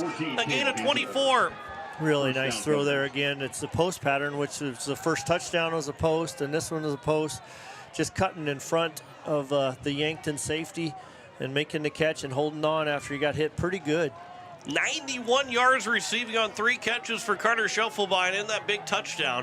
121 yards passing on 4 of 8 for Caleb Lounsbury here in the first half. And the Governors, I wouldn't say more importantly, but just importantly on this drive, get out of the shadow of their own end zone. 1st and 10 from the 26 from under center. Lounsbury handoff left side for Merrill, trying to get that ground game going. And it's going to be a solid gain for Merrill as he's able to keep the legs moving. Picked up 4 yards to the 30, and it's 2nd down and 6. By number 8, Bryce Krall. That is his best run so far. He had just 4 yards on 5 carries, now 8 yards on 6 carries. And so far, the Governor rushing attack has not been what we've seen over the last couple of weeks. And a good run, too, because he was contacted, as you said, kept his legs moving, kept the pile moving, and probably had turned a 1-yard gain into a 4-yard gain. From the 30-yard line, moving left to right on your radio dial. 2nd down and 6. Handoff for Merrill again. He's able to break free this time to get a first down. He's hit and dropped to the 40-yard line. A gain of 10 for Carter Merrill. That's his best run now. And the Governors have first and 10 at their own 40. Starting to see a little bit momentum in the run game. A little bigger holes. That, you know, those passes that that Pierre's been able to complete have made the linebackers respect those. They can't fill quite as quickly. From under center, Lounsbury. Receiver on each side, first and 10 from the Governor 40-yard line. We're more at the 41, but another handoff for Merrill again. He gets to the 45-yard line where he's dropped. And another gain of 5 for Carter Merrill, and it's second down and 5. Yeah, now Pierre starting to run some clock again here in the second quarter. And second and 6, Governor. 7.5 minutes left. If they can continue to gain ground, drive the ball down the field, take a 2-score lead into halftime, be really a good situation. Yeah, 7:15 to go here in the first half. Both teams with all 3 of their timeouts. Lounsbury stands up. Now we'll say the next change the play at the line. Play clock at 10 seconds. Another handoff right side for Merrill. He's able to stutter step to his right, get near the first down marker. He's at the 49-yard line. It'll be about third and a short 2, third and a long 1 here for the Pierre Governors. Yeah, another good hard run by Merrill. Merrill starting to feel the kind of the flow of the game here and starting to go through contact and fall forward for extra yardage every time. The 18-wheeler comes in. Elijah Bucci. Third down, and again, short 2, third down, short, and a long 1, if you want to call it. They just have to get past the 50-yard line. Empty backfield here for Bucci. It's a low snap. He picks it up. He had trouble with it. May have lost his helmet. That did not look good. And it was Edley Amaro that lost his helmet on the tackle of Bucci. The snap was low, and Bucci ends up losing 3 yards back to the 44. And it'll be fourth down and for the Governors, who will most likely have to punt the ball away. Yeah, Amaro made the tackle, but I think he might have lost his helmet either right at impact or even a second before, so that his exposed head contacted Bucci's helmet. So definitely a dangerous play there. And thankfully he was able to get up quickly and get off to the sideline under his own power. And you hope to see him back in this ball game. He's already got his helmet back on, and would assume that he'll be getting back into the ball game once he does play defense and does not play offense, but would assume that he'll be back in on defense. Here's another punt from Caleb Lounsbury. Will take another Governor hop inside the 20 all the way down to the 15-yard line. What a punt there from Lounsbury. Correction on the punt, number 6, Caleb Lounsbury. And so the Governors flip the field again, but Yankton does survive another drive for the Governors. And with 5:53 to go, again, they're trying to find themselves a tie ball game here late in this first half. Yeah, and so far in this first half, it's been field position has been huge for both teams, really. Pierre scored with the short field. Yankton had a short field and turned it over, and then the long fields, neither team's been able to really put it in the end zone. So now first and 10 from around the 17-yard line. A handoff here for Cirque, trying to go up the middle again, and he's got nowhere to go. Does pick up to around the 18. Is brought down at the 17-yard line. We'll call the 17. So they had him at the 16-yard line. So pick up a 1 for Evan Cirque. We're pretty far away. Well, okay, now they say it's a gain of 2. Yeah, I think you were on it all the way. Apparently not. Here is a toss left side for Cirque. He's going to try and get outside the tackle, and then he is wrapped up and was dropped by the Governors and Patrick LaRoque. And he'll get to around the 23 and make the 24. It'll be third down and 1. Great pursuit there by LaRoque, coming from a defensive tackle spot all the way out to near the sideline. Cirque stopped, tried to cut back, and LaRoque was able to jump on his back. 3 receivers here on the near side. Another handoff. Looks like Sheldon that gets the handoff. And he'll get to the 30-yard line. Another first down as he'll pick up 6 yards for a first down. Brought down by number 72, Patrick LaRoque. So he's got 10 yards on 3 carries, and Yankton gets right back on the football. 4:47 left to go here in the first half. Man goes in motion as that was Slaba. Now the handoff be up the middle again. And Yankton trying to just force their way forward. Evan Cirque to around the 34-yard line, a gain of about 3. Brought down by number 64, Baxter Shrimp. And as Baxter Shrimp made the tackle, and it'll be second down for Yankton. 2nd and 6 for the Bucks. Another man goes in motion. It was Slaba again. Now Sirk met in the backfield. He's going to be wrapped up. Unblocked, making the tackle, Max Hunsley. The loss for Sirk back to the 33-yard line. A loss of 1. Sirk on the carry brings the ball to the 33-yard line. It'll be third down. Brought down by number 35, Max Hunsley. We'll see if the Governors can find a way to get off the field with under 4 to go. Nelson steps up in the pocket, looking to pick up the first down. He gets to around the 40-yard line. He's going to be close to that first down marker. The Governors are able to push him back. It looks like maybe that forward progress had the ball right past the first down marker, and he does. Ends up being a gain of 6 and a first down, and then a gain of 7 and a first down. Yeah, that's a really close play there. He just gets the ball nosed over the 40-yard line, which he had to do there. But go back to that second down play. Such a great play by Hunsley, coming from the backside linebacker spot. Just shot through, as you said, untouched. Nobody blocked him and made a great play. 2 receivers on the far side. Shotgun formation here for Nelson. He'll roll out to the right side. Nelson now steps up. Now he's looking to run with it again. Comes to the near side. Nelson's got a lot big hole. 40, 35, 30 before he runs out of bounds inside the 25-yard line down to the 24. A huge run for Nelson, the quarterback. And that's the danger that Nelson brings, is his ability to scramble and pick up yards. Yeah, he had everything shut off. Again, it was roll right. He had 2 receivers out there. They were pretty well covered. He had Bucci pushing the pocket from that side. He just turned it back, and the backside pursuit was locked down. Gain of 39 for Nelson. He'll look to pass this time. Man wide open on the flat. Catch will be made by Crawl, and he'll get out to the 14-yard line. And it'll be a gain of 7. Pretty simple concept there. The 2 outside wide receivers go deep, and Crawl leaks out of the tight end spot just out into the flats. Only 1 incompletion so far for Nelson, and this will be a whistle. Was there a timeout beforehand?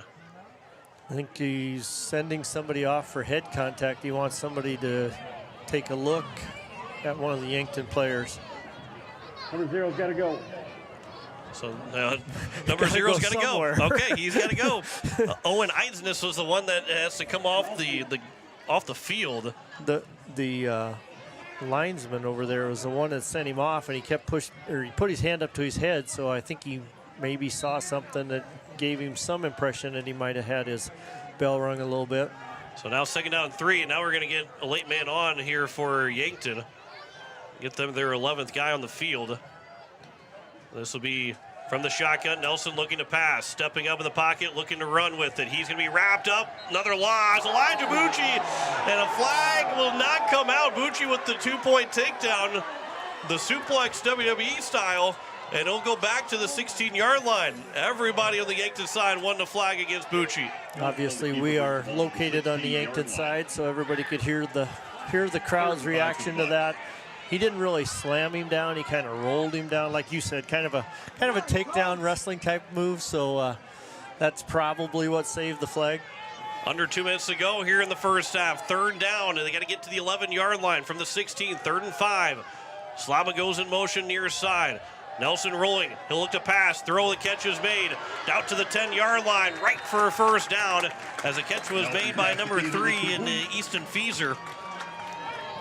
Different receiver hits.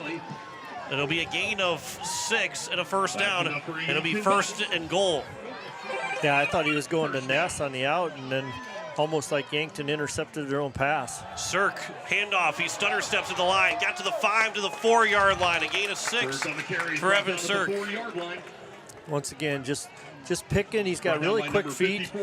Not a big back, but just finds the little creases and makes yardage where it doesn't really appear to be any. And a timeout will be taken by Coach Steele. He was inching down the sideline. Then he finally got to the point to get the timeout called because he understands the importance of it. Both teams understand the importance. With 1:10 to go here in the first half, a touchdown for Yankton pretty much puts the Governors in 30 seconds of, a 2-minute drive turns into 30 seconds to try and retake the lead. Otherwise, Yankton gets the ball to start the second half, and they can go and take the lead before the offense for the Governors gets the ball back. Yeah, absolutely. I think if the way Yankton moves with such pace, they're really able to control what they want to do and really use the clock to their advantage, so they could take a little bit more time and run that down if they got it first and goal. And or if it takes them 3 or 4 plays, they still have time to run those plays. So I think Pierre just wants to save as much time as they can, number one. Number two, I think they really wanted to make sure they had the right personnel in here for a goal line look. So right now there's 3 guys in the backfield behind Easton Nelson, with Cirk, Sheldon, and Crawl all in the backfield. No receivers outside off the line of scrimmage. There'll be a toss for Cirk. They're going to use those 2 guys to bounce with it, and it will be a touchdown for Cirk, a 4-yard run. And Yankton is an extra point away from tying the ball game up with 1:06 to go here in the first half. Yeah, really good lead blocks there, kicking the corner out, and Cirk reads these blocks really well. He just finds those openings and slides right inside those kick-out blocks and finds the end zone. 12-play, 85-yard drive. Evan Cirk carried it in from 4 yards out, and the extra point upcoming here to try and tie the ball game up with 1:06 to go. High snap. That extra point is off the goalpost. And so it is no good, and the Pierre Governors will have a 7-6 lead with 1:06 to go here in the first half. Pierre has the lead, but it is by 1. Back in 30 seconds here on KCCR and on YouTube at KCCR Sports. Imagine Black Friday specials you find on that one special day. And imagine finding those deals happening right now. The Black Friday deals going on right now at Slumberland Furniture. You'll find specials throughout the store, like on Flex Steel, Lazy Boy, Sealy, and other mattresses, adjustable bed frames, and so much more. Now, imagine all those deals with no interest for 36 months. You got it. See us for details. The Black Friday deals going on right now at Slumberland Furniture. Slumberland Furniture on the Truck Bypass in Pierre, and shop online at slumberland.com. And we welcome you back. It is 7-6. Pierre Governors leading by just 1 with 1:06 to go here in the first half. A 12-play, 85-yard drive, a 4-yard touchdown run for Evan Cirk. As Villanueva will kick this one away. And Governors have 2 timeouts, 1:06 to go. I think that first play is going to tell you how the Governors are going to try and handle it. And maybe not so much what the call is, but how much yards you gain on that first play. Because Yankton still got all 3 timeouts. They move quick enough. They feel like if they can go get the ball and try and score again in this first half, they're going to do it, even with 1:06 to go. We'll see how the kickoff goes for both these teams. As Villanueva will kick this one away. It'll be picked up by Stalley outside the 10-yard line. He gets to the 20, far side of the field, out to the 30, to around the 35, where he is wrapped up and thrown down. That was a dangerous look to that tackle. Hopefully Stalley is okay. If he was able to get that right leg up in time, I think he is okay, able to get up on both feet. And yep, he is okay, because the way that he twisted and turned, that looked kind of scary. Yeah, you always worry about getting pulled backwards like that to where you can't get your leg caught out from under yourself and you kind of collapse on it, so he was able to do that. So 59 seconds, ball's at the 34-yard line. Governors have to go those 66 yards to try and score. They can get in the field goal range, and maybe Carter Templeton tries a last-second field goal this first half. Empty backfield here for Lounsbury. It'll be a designed run going up the middle. He's going to be met immediately with the man with his helmet on this time, and Amaro, who lost his helmet on that last defensive play, just a gain of 1 and a 2nd down and 9. Yeah, Lounsbury cutting that quarterback draw out to the right side, ran right into Amaro coming down the line. 2nd down and 9 for the 35. Down to 37 seconds. Lounsbury flush out of the pocket, looking to run, fumble the football. It's loose. It's picked up by Yankton at the 33-yard line. A bad turnover at the end of this first half, and Yankton is in field goal range, and they've got 3 timeouts with 31 seconds to try and take the lead before the end of the half. Yeah, a huge play there. Again, Amaro chasing him down from behind. Lounsbury carrying it in one hand, trying to be able to throw the ball downfield, and Amaro just sticks his hand out, knocks it loose, and it rolls right to the Yankton defensive lineman pursuing. So now this Governor defense has to stand tall. They do not want to go down in the half by a touchdown, then have to try and get a stop to start the second half.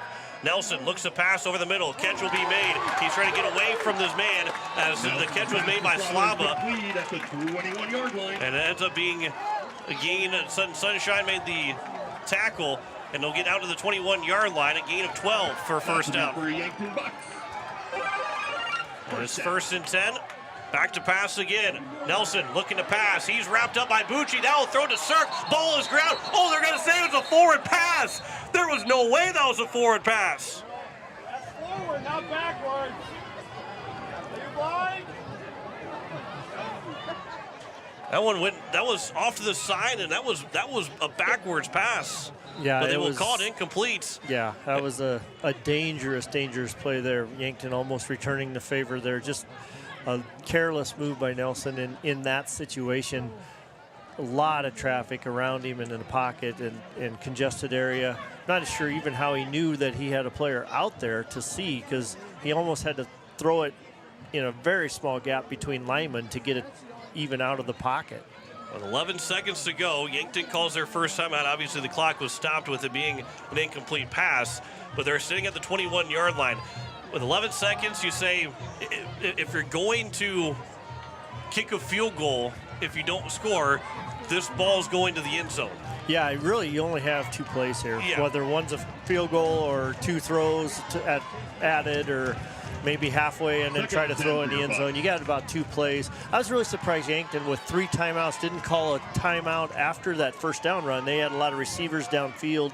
They probably lost 10 or 12 seconds trying to get that ball snapped without that timeout, and they had the timeouts to use. So now with 11 seconds, 2nd and 10 from the 21-yard line. 3 receivers here on the near side. As Nelson drops back to pass again. Now he's going to be flush in the pocket. He got hit from behind. There's a block from behind. Then the throw will be incomplete. And again, the Governor's looking for a flag on maybe a block in the back, but it will fall incomplete, and it's now 3rd down.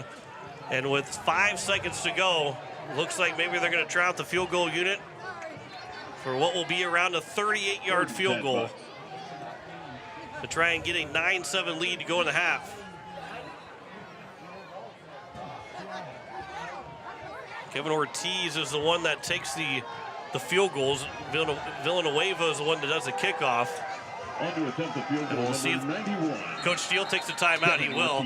And because the side judge on the Governor's side goes over to the field goal post, Coach Steele's 5 yards into the field to try and get a timeout, because the side judge who usually would call a timeout is all the way back at the field goal post. Yeah, and that's a really good work by the crew, actually, because it's the guy on the line of scrimmage all the way across the field that sees Coach Steele out there and comes running in, pointing across the field saying he's calling timeout. So good work there by this crew.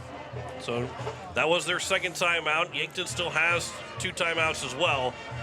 I don't know if they changed their play call here, because again, Ortiz does come out. He's going to be the one that is going to be looking to try and get the field goal to go through. On to attempt the field goal, number 91. I'm always amazed in the NFL how many kicks hit the uprights and things like that. We've seen one here already tonight, so it'll be interesting. So this will be a 38-yard field goal for Ortiz to try and give Yankton the lead at the end of the first half. The snap is good. The kick is up. That is on its way, and that will be good. A 38-yard field goal at the end of the half gives Yankton a 9-7 lead. That's a fantastic kick from Ortiz to give Yankton the lead 9-7. 38 yards is good. 9-7 at the half. Yankton leads Pierre back in 3 minutes. You're listening to Pierre Governor Football on KCCR and on YouTube at KCCR Sports.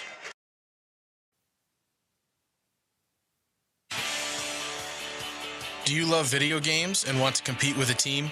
The Boys and Girls Club of the Capital Area is starting a new esports academy for students in grades 4 through 12 to learn and compete alongside their team against other clubs across the state and country in games like Rocket League, Super Smash Bros., and Valorant. For more information and to sign up, go to bgccapearea.org/programs/esports-academy. We can't wait to have you on our team. Is it the competition that keeps bringing you back? The long-standing rivalries? Or is it seeing friends again and cheering on your favorite team? At First Dakota, we're here for it all. We appreciate the fans, the players, the coaches and officials, the concessions crew. The shared community experience is part of what makes life here great, and we're here for it. See you at the game. First Dakota National Bank, member FDIC. Are you building a new home or remodeling the old? Adding a fireplace can make a house a home. Olson Plumbing in Pierre carries a full line of Heat-A-Later fireplaces. Whether your taste is traditional or contemporary, Olson Plumbing has a great selection of Heat-A-Later fireplaces that will fit any style. Whether you're building new or updating, call Olson Plum. Heat-A-Later Fireplaces, the first name in fireplaces. Olson Plumbing in Pierre is your source for the industry's largest selection of indoor-outdoor fireplaces, either gas or wood, and outdoor fire pits. Stop by their showroom at 2803 East Wells or give them a call, 224-6436.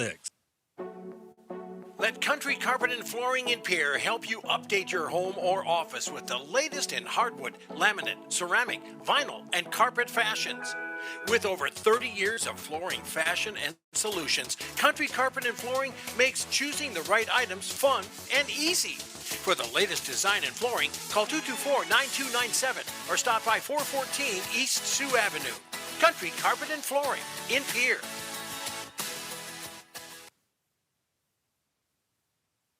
At Anderson Rumsa Dental, we want to change the way your family views the dentist. Let us replace your dread of the chair with personal service in a friendly and inviting atmosphere. Using state-of-the-art technology, we offer porcelain crowns completed in 1 day, saving you time and money. Anderson Rumsa Dental, located at 1521 North Harrison Avenue in Pierre. Experience dental procedures performed while you're in a deeply relaxed state, often with no recollection of the time passed. Anderson Rumsa Dental. Call us today at 605-224-6111. That's 605-224-6111.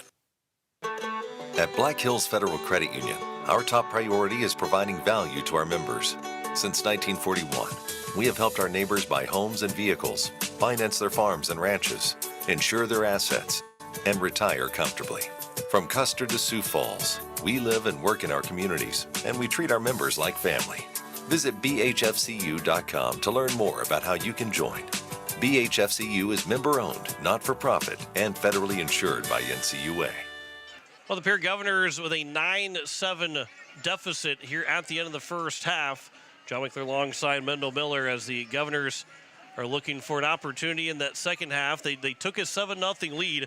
The first drive, it was just a 2-play drive for the Pierre Governors. 2 plays, 59 yards. It was a 1-yard run for Carter Merrill, and then it was a 58-yard catch for Carter Scheffelbein. And the Governors led 7-0. They got an interception in the end zone by George Stalley in the first drive for Yankton. The Governors had to punt the ball away, but then force a turnover on downs at the 2-yard line. So Governors kind of play with fire. 2 trips to the red zone. Both of it end up with the interception, turnover on downs. Governors punted the ball away another time, and an 85-yard drive. 12-play, 85-yard drive, and a 4-yard touchdown run from Evan Sirk made it 7-6 with the extra point hitting the goalpost. But they went right at the upright and ended up going right back to Ortiz, who missed that extra point. Gives him a chance with a 38-yard field goal after a fumble by Caleb Lounsbury trying to escape pressure. Fumble the football. 38-yard field goal was good as time expired by Kevin Ortiz, and that is where we sit at the half, 9-7. Who says we're going to play 35-28 and 42-35 type of game? 9-7. Nobody has double digits in this first half. And Mendel, this first half for the Governors was almost as good as what you can get. The ends up being the problem is that one turnover and not being able to score off the turnover. The Governors could easily be up maybe 16-9 at this point, or even 16 or 21-7, whatever it might be. But the Governors unable to overcome not able to take advantage of the turnovers. Yeah, exactly. Both teams had 4 possessions in the first half, and the last possession for each team was a really short one. Pierre 2 plays and the fumble, and Yankton about 2 plays and then the field goal. So certainly both offenses have to feel fairly good. They've moved the ball, and that's why the limited number of possessions, because they've been able to move the ball. But when you're taking over from your own 15 or 20-yard line, you can move the ball 40, 50 yards and end up with nothing to show for it, and that's really what we've seen. Well, the Governors offensively 152 yards, 121 yards through the air, and 31 yards on the ground. Carter Merrill's got 27 yards. And then it is a total of 31 yards. Elijah Bucci's got 1 yard in his 2 carries. Caleb Lounsbury with 3 yards on his 5 carries with a fumble. Carter Shufflebine's got 91 yards receiving on 3 catches. 4 of 8 passing for Lounsbury. Staley's got the other catch of 30 yards. Governor's hit a couple of really big plays on 3rd down and long. A couple of really big chunk plays passing, but not a whole lot of full good plays throughout this entire ball game. But overall, then as well, we look at the sign for the Yankton Bucks, 230 yards of offense, 142 yards through the air, or make that on the ground, excuse me. Cirque with 73 yards and 59 yards on the ground for Easton Nelson, 10 yards for Matthew Sheldon. It is a total of 88 yards passing for Easton Nelson, 9 of 12 passing. Is 3 incompletions, 1 interception. The last 2 incompletions were at the end of the half. Connor Slaba, Carson Ness, Carson Zarbach, Bryce Krall, all with 2 catches each. And then Fieser's got a catch as well. So he's hit 5 different receivers so far on his 9 completions overall, as he goes 9 of 12 and 230 yards to 152 in favor of the Yankton Bucks. So that is where we stand at the end of the first half, stat-wise, score-wise. 9-7, Yankton lead over Pierre at the end of the first half. We'll step aside for 3 minutes. We'll come back and tell you scores from across the state, including the other 11 AA semifinal and our other game on your Riverfront Broadcasting Station. You're listening to KCCR Pierre Riverfront Broadcasting Station. Back in 3 minutes here on KCCR and on YouTube at KCCR Sports. Sanford Health Peer Clinic provides comprehensive and convenient care to Pierre, South Dakota, and its surrounding communities. We care for all your health needs, including preventive care, pediatric health, annual checkups, chronic disease care, and more. Schedule an appointment today at 605-224-0369. Ask about our heart health specialists. Visit this clinic on the 3rd Wednesday every month. Sanford Health Clinic, Pierre, 605-224-0369. We all want to be happy, but sometimes that doesn't feel possible. But if you have hope, you have everything. Rising Hope Counseling provides high-quality mental health services with locations across South Dakota. Additionally, by providing telehealth, we ensure South Dakota's rural residents have access to high-quality mental health services. Our team lives and works in your communities, and we understand the unique challenges we face. Schedule an appointment by phone or online today. Rising Hope Counseling, offering hope, healing, and change. Pizza Ranch in Fort Pierre is a proud supporter of Pierre Governor Sports. Bring your crew to the ranch. We have hot buffet options, including legendary pizza, the country's best chicken, savory sides, nutritious salads, and delicious desserts. Perched right on the river, our Fort Pierre Pizza Ranch is only minutes from the South Dakota State Capitol building and right down the road from where the Pierre Governors play. The Pizza Ranch in Fort Pierre. Go Govs! Becky Potsaba and State Farm Insurance are here to help you with your insurance and banking needs. State Farm's not just insurance. It's banking, investments, IRAs, loans, and a whole lot more. We offer guidance in a personal and caring way that helps you manage the risks of everyday life, recover from the unexpected, and find ways to control costs so you can realize your dreams. We know how life is, and we're here for you. Stop in to see Becky at 1315 East Wells Avenue in Pierre, or call Becky at 224-4173. Hi, I'm South Dakota Attorney General Marty Jackley. If you are a crime victim, there is a way you can stay updated on your case. Crime victims can access the statewide Automated Victim Information and Notification System, or SAVIN. This free service provides victims with important criminal information and notifications. For more information, call 1-844-299-4608 or go to savin.sd.gov. At Wheelhouse Auto Body, we believe in treating our customers and their cars like family. Our service-focused team has over 50 years combined experience in the automotive repair industry. If you have a vehicle, big or small, that needs some TLC, Wheelhouse Auto Body team is ready to take care of you. Visit Wheelhouse Auto Body at 720 North Garfield or contact us at 605-494-0436. Wheelhouse Auto Body of Pierre. We welcome you back, Pierre Governors, Yankton Bucks. It is 9-7 on the American Family Insurance Brittany Shufflebind scoreboard at the half. John McClure alongside Mendel Miller, who's got scores from around the state in the 13 other games that are happening. You betcha. We'll start with the 11 AA, the other game on the other side of the bracket. The winner of this game gets the winner of the other side of the bracket game between Watertown and Brookings, and at the halftime there, Watertown leads Brookings 10-0. In the 11A, Sioux Falls Christian over West Central 21-0. Del Rapids and Lennox are scoreless at halftime. Tight one going there. In 11B, Winter, although they were challenged early, starting to run away from St. Thomas More 36-0. That game's late in the fourth. Sioux Valley and Elk Point Jefferson much closer at halftime, 14-14 tie. 9AA, Hamlin leads Elkton Lake Benton 20-6 at the half. And Parkston against Marion Freeman Academy, a neighborhood rivalry there, 14-8 Parkston at the half in that game. 9A, another tight one, 4 minutes left in the game, looking like overtime. Wall and Woolsey Wessington 22-all. And then another great matchup at halftime, Howard and Warner tied 6-6. 9B, Sully Buttes, Canastota has come back, narrowed the margin. They're back within 34-28. The Sully Buttes Chargers trying to hang on, but Canastota does have the ball, so looking like a really tight finish there. Faulkton area over Del Rapids St. Mary's 40-22. And then in the All-Nations State Championship, the first game of the night down at the Dome, Pine Ridge beats Winnebago, Nebraska 42-40 in a double overtime thriller. I didn't touch on 11 AAA. Sioux Falls Lincoln leads Harrisburg 20-14, and another really good game. 3 minutes left to go in the game. Number 1 seed Brandon Valley 28, Sioux Falls Jefferson 28, and Jefferson with the ball. And looking for the upset. I'm not going to call it, but it might be. That'd be a good one down the finish. We've got a good one here with the as we get closer, about 5 minutes away or so from the second half, 9-7. The field goal, 38-yard field goal, the difference in this game right now at the end of the first half. Yankton does get the ball to start the second half. And Mendel, as we look at how the Governors played in that first half, they're able to get an interception in the end zone, turnover on downs inside the 5-yard line. Again, playing with fire, but such is the case when you're playing the Yankton Bucks.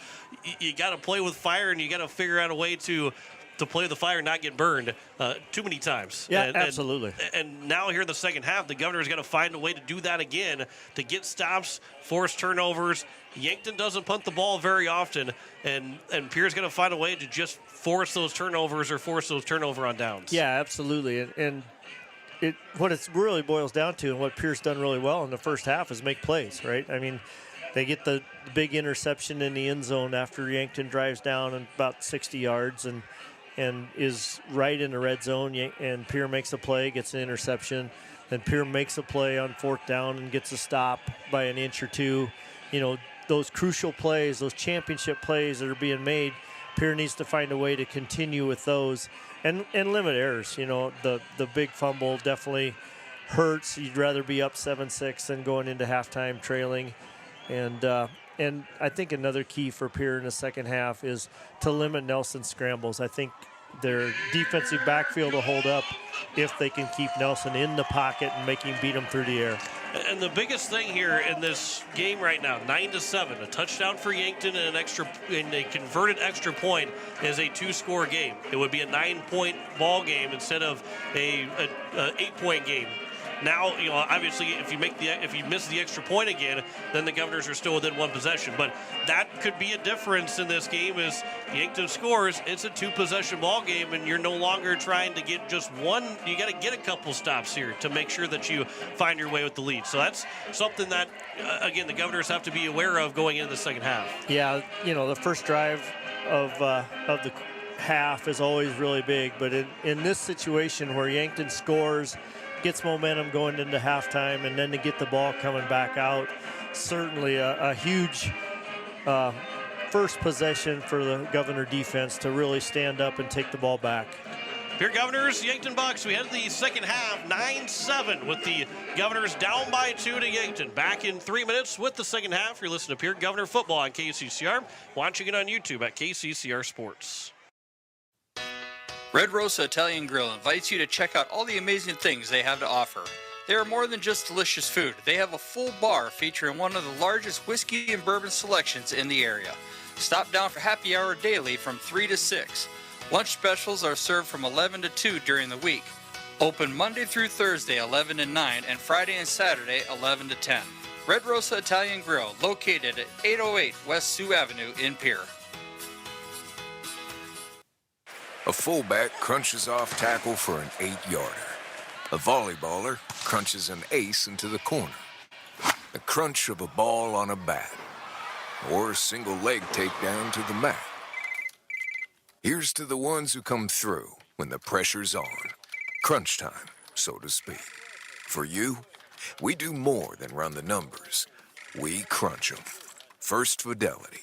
Born to bank. Member FDIC. At AgTegra, we're leveraging the power of the cooperative to benefit our farmers and ranchers, their families, and local communities. We're creating jobs for your neighbors and putting money back into our communities. We're lending a hand in our rural fire departments, food banks, and 4-H and FFA programs. That's what local is all about. When you do business at AgTegra, you help us make a difference in your community. AgTegra, strong, stable, dependable, and local. Building a home. It's the biggest investment most of us make in a lifetime. Not to mention it's a decision that, well, you pretty much live with day and night. The quality of the workmanship stares back at you like a reflection. It also affects the value of your investment. Choosing the right contractor is critical. Kruger Contracting is that contractor. Call 222-2523. Quality workmanship and materials completed on time. Kruger Contracting. In a word, quality. Call 222-2523. Comtech is a total technology solutions provider. Comtech is ready to get technology to work for you, not against you. Stop into Comtech to see our selection of TVs, home audio systems, computers, and security systems. They have brand names like Samsung, Bose, Sonos, and Lenovo, just to name a few. Comtech has what you're looking for in technology. Stop in at 1601 Lowell Avenue in Pierre or visit their website at comtechplus.com. Comtech, your trusted technology solutions provider. As community bankers, BankWest employees are deeply committed to supporting local causes, growing the local economy, and creating local opportunities. At a time when you can bank anywhere, we hope you choose BankWest. We'll be your financial partner for the long haul, helping you and your community achieve financial success. BankWest. Convenient, connected, committed. Member FDIC. And we welcome you back. It is the second half upcoming here between the Pierre Governors and the Yankton Bucks. John Winkler alongside Mendel Miller. And the Governors will kick this one away to get us started here in the second half. We'll see if the Yankton Bucks, we'll see if the Governors can get a defensive stand in this first possession. Winner goes to the Dakota Dome in the state championship. Watertown up 10-0 over Brookings right now. If the score is sold, it will be the number 1, number 2 seed. Yankton against Watertown. The Governors want to have something to say about that. Carter Templeton will kick this one away. As is Slava and Ness back deep. And we are underway here in the second half. Short kick that Slava will run up to, field around the 15-20-yard line as he'll get a hold to the 30-yard line. He might have had a chance to continue to cut it upfield, but ends up being a tackle for the Governors. And it'll be 1st and 10 right around the 29. As the tackle was made by Tyson Polston. 29-yard line here for Yankton. Start their first drive of the second half, leading 9-7. First time they have the ball with the lead in this game. First play up the middle for Cirque. And he's got a gain of a couple to around the 33-yard line. Gain of 4, and it's second down and 6. Brought down by number 32. Yeah, nice play there.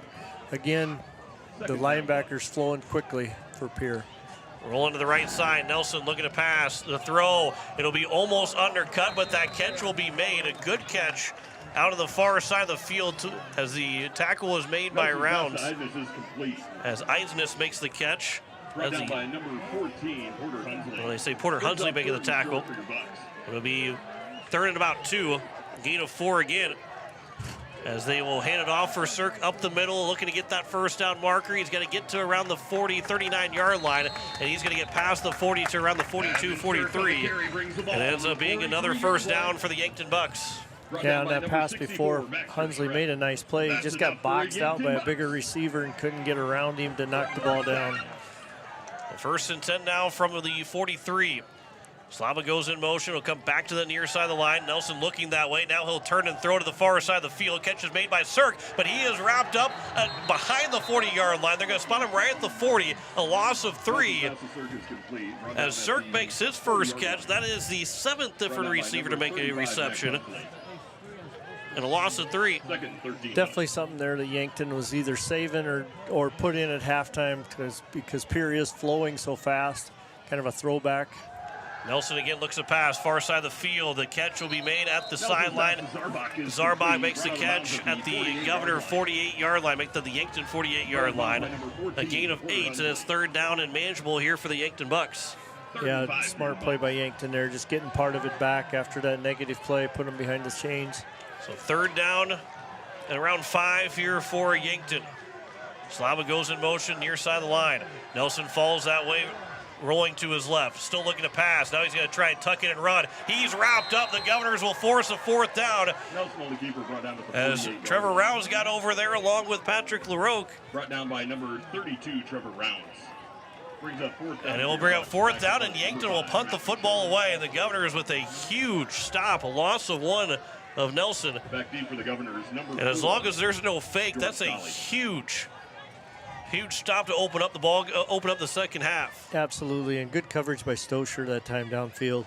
Rolling to the right, and then a line drive kick that'll take a couple of bounces in favor of Yankton inside the 20. Was that Sheldon that ended up punting the football away? It was. He is listed as a punter. I'm not sure if he was trying to go line drive with it or what it was, but all the way down the 15-yard line, whether it was meaningful or not, that was a great punt by Matthew Sheldon. Yeah, the hang time on that punt might have been negative because I don't know that it got over 6 or 7 feet off the ground, but when you do that, you're definitely going to get a roll.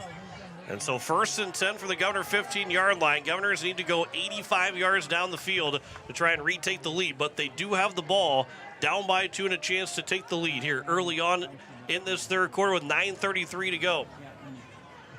Under center, Lounsbury, receiver on each side.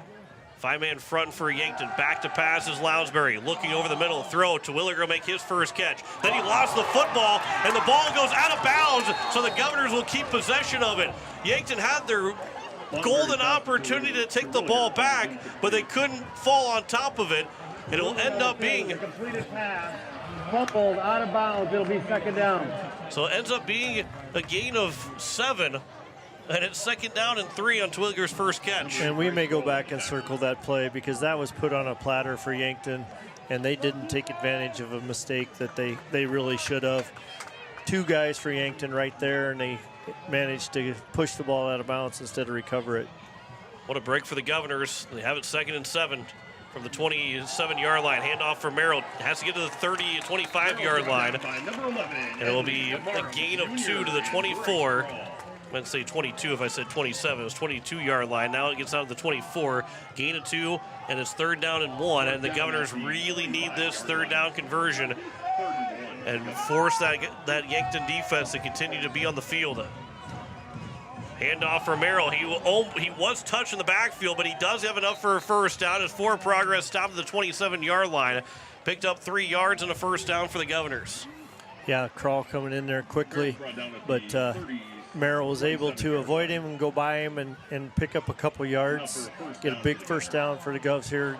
Get some momentum going. Now you can start to build off that. First and 10, 27-yard line in Governor territory, moving from left to right. Pistol formation, Merrill in the backfield. In that 5-man front, really 6 guys in the box, almost 7 guys in the box. They'll fake the jet sweep pass, toss in the backfield for Merrill. He'll get out to near the 30-yard line. They're going to spot him at the 29. Ends up being a gain of 2. Second down and 8. And that fake of the jet sweep, we've been seeing that a lot here late in the season with that jet sweep pass. Pierre hasn't brought it out yet. Probably figuring that Yankton spent a lot of time on it. Be interesting to see if they do pull it out after faking it. They will give him the 3 yards to the 30 is where they'll officially spot him, just inside the 30-yard line. Pistol formation again. Second down and 7 from the 30. 7:50 left to go here in the third quarter. Play clock still at 12. Governors going away from the Yankton student section. Low snap, picked off the ground. Merrill will get the handoff. He goes right side. He gets a big hole on that right side. He'll get to the 35-yard line, picking up another 5 yards. And it'll be 3rd down and 2. Another big 3rd down here for the Governors. Looked like Yankton was really trying to strip the ball that time. They kind of had a guy stand him up and the second guy in trying to poke at the ball, trying to pull it loose. But Merrill did a good job with the ball security. So 3rd down and 2 from the 35. We'll see if Merrill gets another handoff here. Play clock is down to 17. Still got time as the play comes in from the sideline. 7:05 left to go here in the 3rd quarter. Down to 8 seconds on the play clock. Under center here for Lounsbury. Another give for Merrill up the middle. He's going to have near that 1st down marker. I think they're going to spot him just a yard short at the 36-yard line. Just a gain of 1. And now decision time for the Governors. We can bring in Elijah Bucci for 18-wheeler. With 4th and 1 at your own 36. Are the Governors going to play field position? Looks like they are. Now, the Lounsbury is the quarterback that drops back to punt. It gives them an opportunity to maybe have a fake punt somewhere here. Big play here too. You know, tough decision. 4th and 1. You've been really successful on those short yardage situations, but big risk as well. Lounsbury will punt the ball away. And that's a booming punt by Lounsbury. What a job by Caleb Lounsbury. Goes inside to the 10-yard line where he'll be down, and Lounsbury with a huge punt. He was around the 25-yard line and got it all the way down to the Yankton 10, and that really flips the field with 6:01 to go here in the 3rd quarter. Yeah, if I'm not mistaken, the line of scrimmage is at 26, so that's a 54-yard punt, and most of it through the air. It didn't, not like it rolled 25 yards. And you know, the flag, the American flag, near the end zone where the Yankton Bucks are at, it is barely moving that way, if any at all. It's pretty much laying still, so that was all from Lounsbury's foot. Here's a handoff for Sirk in the backfield. He's going to lose a yard back to the 9. Loss of 1. And another good job of the Governor defense. Yeah, Bucci flying in off the left end that time, caught him from behind and drug him down. They call Lathan Rouse, but it's Patrick LaRoque that made the tackle. 5:40 to go here in the 3rd quarter. Slava goes in motion, shotgun formation.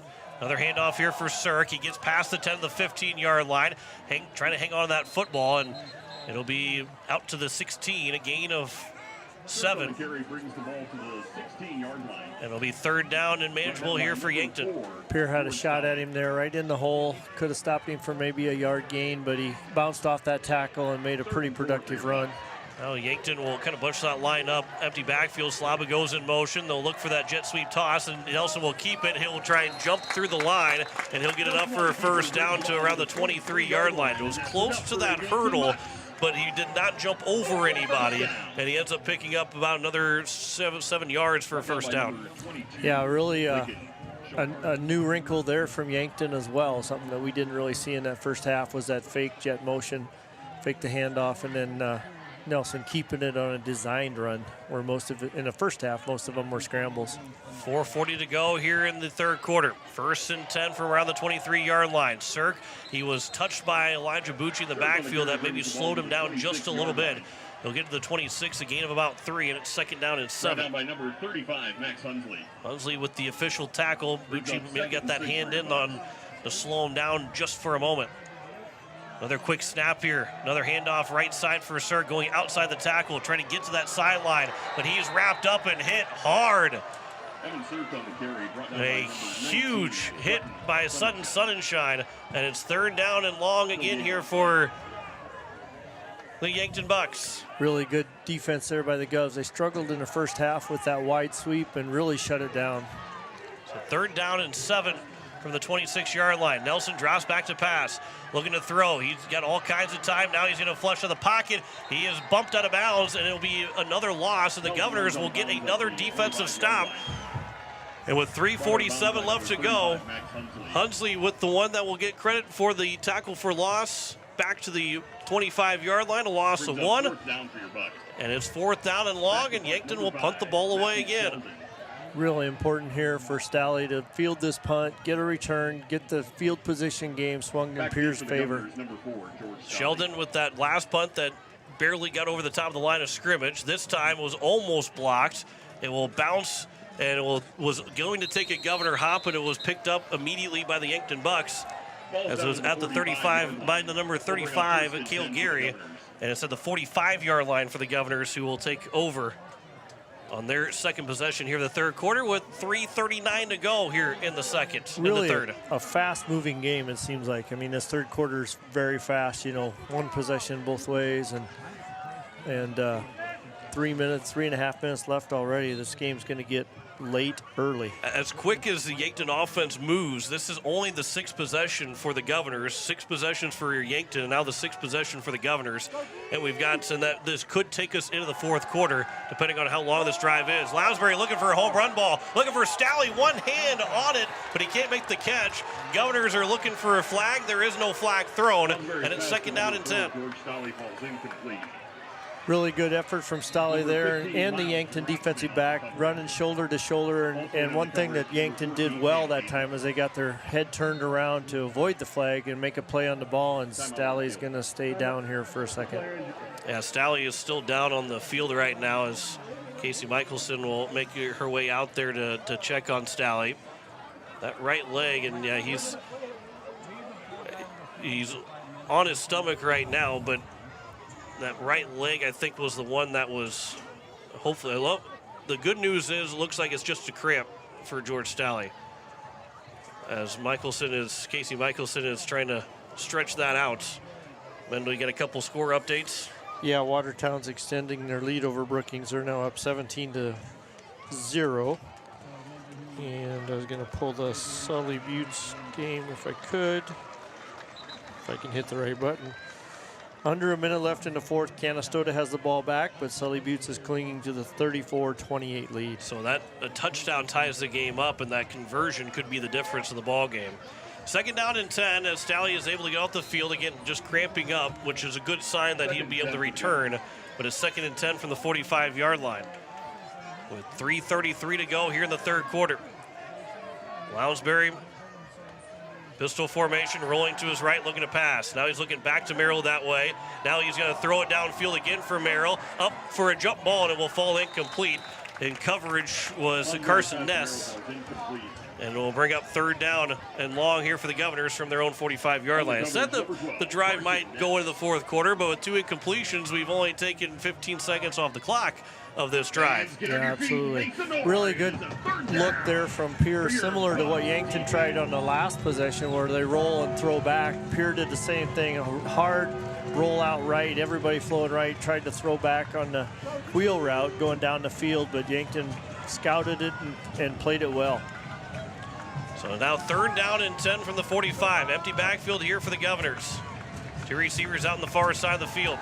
Lounsbury looking to pass, steps over the pocket. Now he's going to try and take off with it. He got hit. He's going to be wrapped up and go down. He saw that opening right up in the middle of the field, but he can only pick up 2 yards and bring up fourth down and 8. And the Governors will have to punt the ball right back to Yankton. Yeah, both ends from Yankton, both defensive ends, crashing hard. He got past them. He had a seam there. If he could have split the tackles, he could have made 10, 15 yards, picked up that first down, but unfortunately one of the tackles got an arm out and knocked him down. So now Carter Templeton will look to punt the ball away again here for the Governors, number 6. Governors. Make that Lounsbury, excuse me. Another good punt there. We'll see if it will take another Governor hop. It will inside the 20 to the 15, all the way down to around the 13. So Lounsbury has done a really good job of flipping the field on all of his punts so far here tonight with 2:38 to go in the third quarter. Yeah, really good effort there by Lounsbury. And just like in the first half where the field position was critical in keeping Yankton out of the end zone, again, Pierre pins them deep. Hopefully they can continue that trend. 2 receivers on the far side of the field. Shotgun formation here for the Yankton Bucks. Handoff for Cirque. Make that Nelson keeps it. He is wrapped up. He is thrown down. Baxter Schremp was in there to make the tackle. And no gain on that first down run. They'll lose a yard back. And this Governor defense has really been pinning their ears back and trying to force Yankton to maybe throw the football a little bit more. Yeah, and really good effort there because that was basically a power play And man goes in motion. They'll hand it off with a jet sweep. On the near side, Cirque, he is wrapped up at the 15-yard line. Got that yard back. Maybe ends up with a 2 or 3 yards on the play. And it'll be 3rd down and long here again for Yankton. Called a gain of 4 and make it 3rd down and 7. 1:50 to go here in the 3rd quarter. 3 receivers out far side of the field. Nelson drops back to pass, looking over the middle. Now he's trying to scramble around, throws, man is wide open in the middle of the field to make the catch for a 1st down. And he'll be wrapped up, thrown down by Sunshine as Kroll was wide open. He'll get to the 35-yard line, ends up being a gain of about 18. That's enough for yeah, a lot of time there. Pierre actually had a spy on Nelson that time, sitting back, just waiting for him to break containment. But because of that, they had a 3-man rush, and he just had too much time to survey the field. Over 100 yards passing now for Easton Nelson. Handoff for Cirque up the middle of the field. This is the best drive so far for the Yankton Bucks. They'll pick up about 3 yards to around the 38-yard line as we get in towards the final minute of this 3rd quarter. Evan Cirque as well, nearing the 100-yard rushing total. 100 yards passing for Nelson, nearing 100 yards rushing for Cirque. Almost seems like Yankton's starting to go a little bit slower now. It's kind of early to be changing their tempo that's been successful. 2 receivers here on the nearest side. Man goes in motion. It'll be Eisenus that will move to that left side of the line. Now rolling to the left side, throw, near side catch will be made. Out of bounds as it is caught by Ness to the 45. And it's going to be 1st down. They will make it a 1st down. Yeah, right on the 1st down line to gain there. Gain of 7 for Ness on his 3rd catch. Now they don't have to snap it again in the 3rd quarter. They are definitely slowing their pace down. So we head to the 4th quarter. No scoring in the 3rd quarter. 9-7. Yankton leads Pierre. 12 minutes to decide who moves to the state championship. Buckle up. It's going to be a fun ride to the finish. Back in a minute with the 4th quarter. You're listening to Pierre Governor Football on KCCR. Watching it on YouTube at KCCR Sports. Has it been years since you've been to the dentist? Are you afraid to see a dentist? If so, you are among many people who feel this way. Hi, I am Dr. Michelle Hofer of Missouri River Dentistry. At our office, we pride ourselves as an office that uses a personal touch to offer gentle dentistry, tailored to fit each patient's needs. We do so by utilizing state-of-the-art equipment and methods which allow the patients to feel comfortable. So whether it has been many years or 6 months since your last dental visit, your oral health is important. We invite you to call us at Missouri River Dentistry, 223-2021, 223-2021. With any dream, the wind won't always be at your back. The sun won't always be shining, and some rain is going to fall. American Family Insurance is like a good, solid roof that you can trust to protect your biggest dreams. With plans that could save you up to 23% when you bundle your home and auto. Also, you can continue to dream fearlessly, no matter what comes your way. American Family Insurance. Visit mfam.com to learn how discounts may apply to you. American Family Mutual Insurance Company assigned its operating company, 6000 American Parkway, Madison, Wisconsin. Contact the Brittany Shufflebine Agency, LLC, 224-6627. Welcome back. 4th quarter. Pierre Governors down 9-7 to Yankton. American Family Insurance, Brittany Shufflebine scoreboard. We do know there will be one team of the 2 that we cover here on Riverfront Broadcasting that will be at the Dakota Dome next week. Soybeans Chargers beat Canastota 34-28. DT Meyer and Country 95.3 will be at the Dakota Dome next Thursday at 11 a.m. for the 9B, the first game of the state championships. Next Thursday at 11 a.m. It'll feel like tomorrow. The week will fly by for everybody. Well, for DT trying to get prepared for it, it will go really slow for the Sully Beach kids getting ready for that game. But we'll talk with Tom Moore in the coach's corner as they get set for that for the state championship next week. But congratulations to the Sully Beach Chargers. Now let's see if the Pierre Governors can join them. And it would be the first time since 2018 that both Sully Beach and Pierre are in the state championship on that same weekend at the Dakota Dome. 9-7 is their score as we are set for the 4th quarter. 2 receivers each side. 1st and 10 from the 45-yard line. Handoff this time up the middle. Evan Cirque. He will get a yard. And bring up 2nd down and 9. Yeah, Yankton is not having a lot of success right now running the football. They're getting just enough positive yardage to hopefully stay with it, but I think Pierre's pretty confident they can shut down the run game right now. Two receivers on the near side, 2nd and 9, 2 men in the backfield with Easton Nelson. And Yankton kind of slowing the pace down. They have the lead. They don't have to score. They can take time off the clock, but they're not a team that usually slows the pace down. Nelson with the snap, the handoff for Sheldon up the middle. He gets past the 50-yard line to around the 48. Ends up being a gain of 6, and it's 3rd down and 3 here for the Yankton Bucks. Yeah, and you know that's always the worry, right? If you change your tempo too much, does it take your team out of sync and out of their comfort zone? Especially early. Fourth quarter, you got 2 or 3 possessions here yet. It's going to be it's interesting that they're choosing to slow it down, even to the point of huddling.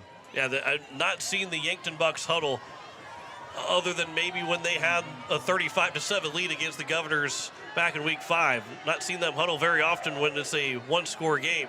3rd down and 3. Sheldon gets the handoff left side. He's going to get it up for a 1st down. He's going to be pushed out of bounds past the 45-yard line to around the 42 is where they're going to spot him.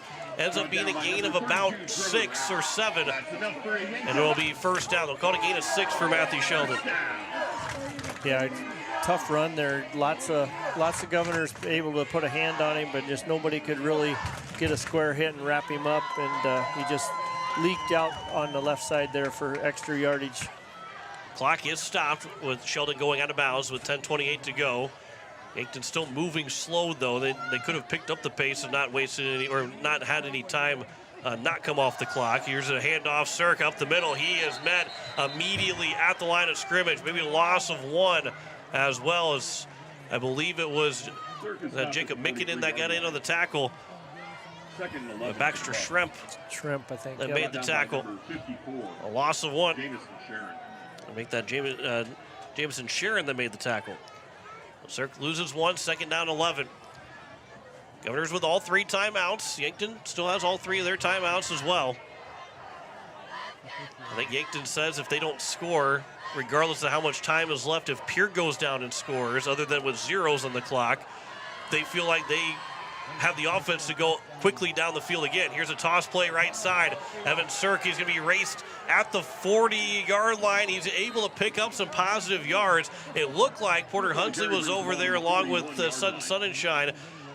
Looked like maybe he was not going to have a chance to even get back to the line of scrimmage, but he was able to force his way between a couple of different defenders and pick up about a gain of 2 to make it 3rd down and 9. Yeah, he's really good in tight spaces there where he's not a big kid, but he just slides through small openings and gets forward for yards that you don't think are there. 9:05 to go. Play clock down to 10. They'll get up to the ball. 3rd down and 9 from the 41-yard line. Isis goes in motion across the line, left side. Rolling out to the left is Nelson. Looking to pass, he'll throw Whale over the head, and it will be incomplete. 4th down, and the Governors are going to get a defensive stand. Matthew Sheldon will come on to punt the ball away from the Governor 41-yard line. Yeah, Nelson rolling to his left there was just late with that throw. The receiver broke open right out of his cut, but just late to getting it to him and ran out of space there on the sideline. So George Stalley is standing at his own 10-yard line. We'll see what kind of punt comes from Matthew Sheldon. 8:51 to go here in the 4th quarter. Snap was a little high, but Sheldon is able to punt the ball away, spiraling up in the air as George Stalley will make the catch on the fair catch at the 12-yard line. And the Pierre Governors will take over. They forced another punt. It's been a punt fest in this second half. Yeah, interesting change in developments there, but good play by Stalley coming up and fielding that ball. It was kind of a tail dragger that if it lands, probably could have been downed inside the 10-yard line. So good job by Stalley making sure that didn't happen. So they'll go from the 12-yard line.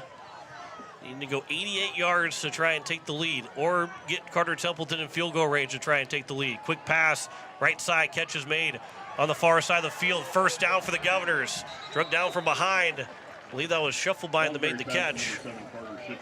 Schuffelbein gets out to the 27-yard line. Ends up being a gain of 15 for Scheffelbein, who has over 100 yards receiving in the ballgame. 143 yards passing, 6 of 12 for Caleb Lounsbury. And a touchdown pass. That was the second play of the ball game for the Governors. They have not scored since that second play. Toss play left side. Now they'll go reverse or right side for George Staley. New play for the Governors. Staley will get out for a first down as he'll get out to the 40-yard line.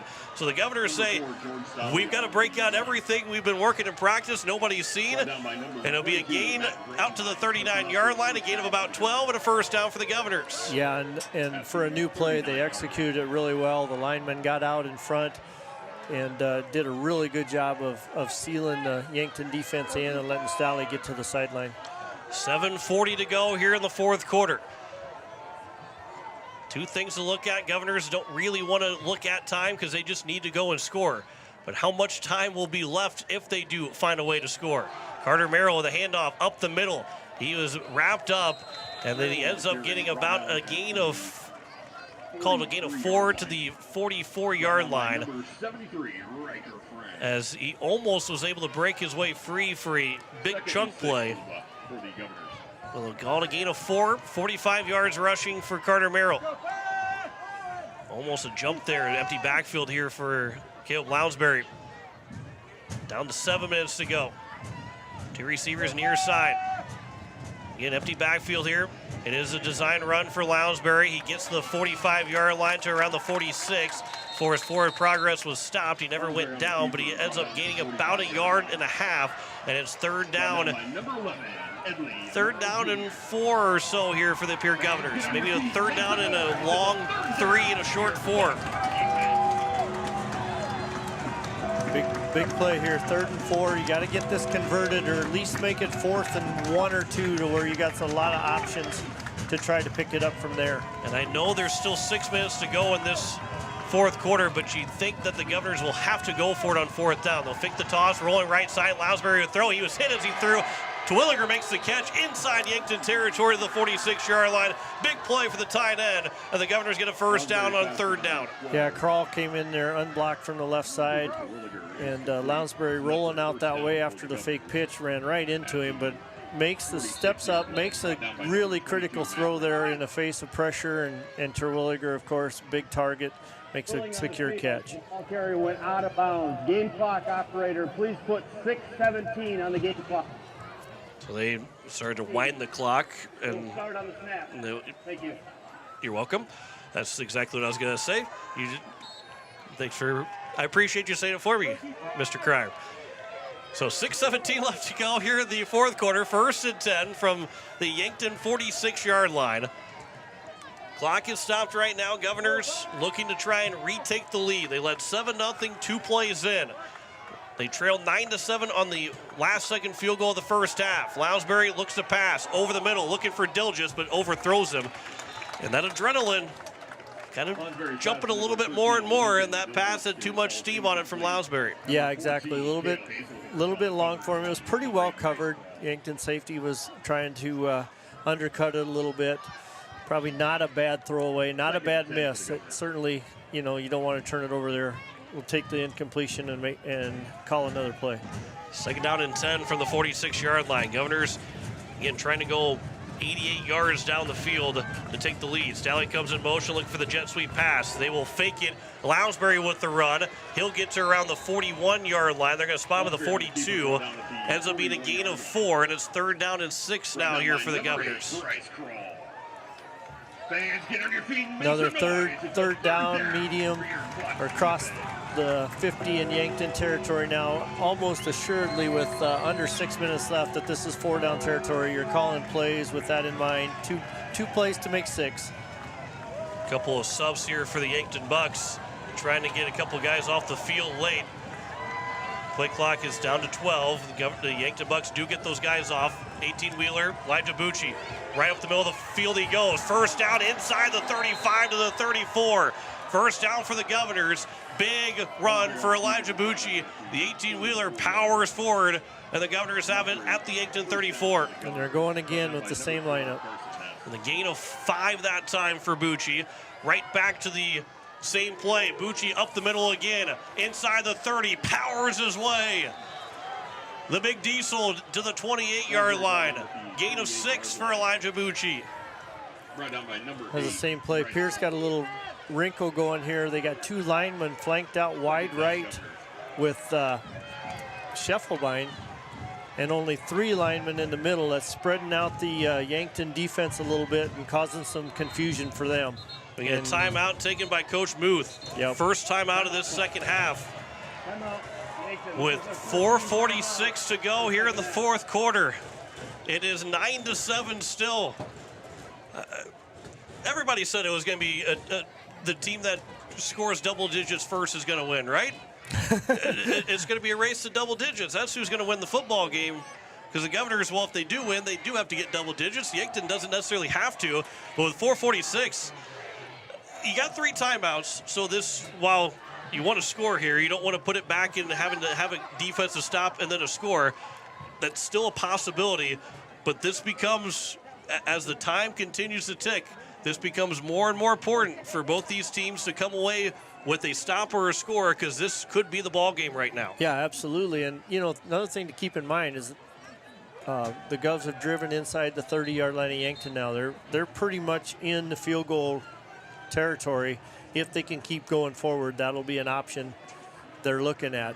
And certainly got to be aware of that, because if you have 3 in your back pocket, it does make your play calling a little bit different. Carter Templeton made a 35-yard field goal or so. He did make a 40-yard field goal. It was called back on a penalty, but he has made one from 40 yards out. So, I mean, you're almost at that territory right now where it could be closer to a 40-yard field goal. Now Bucci looked to pass, floats it down the field. It's going to be intercepted. Threw it just too far for Cooper Terwilliger, and it is intercepted by the Yankton Bucks. Grodenheis intercepts it, and they'll have it at the 2-yard line. Kale Hazel, wasn't it Hazelhorst 14? I think it was 22. Okay. I think. It was definitely one of the safeties. They were both back there. Pass was just a little bit long, and makes a good play on the ball. But the good thing here for the Governors is that they're backed up at their 2-yard line. And get a stop here, get the ball back, and you know, you still have the good field position to go down and still make something happen. But you gotta stop them right here. Yeah, 4:39 to go. If you can get a safety, all of a sudden the ball game's tied too.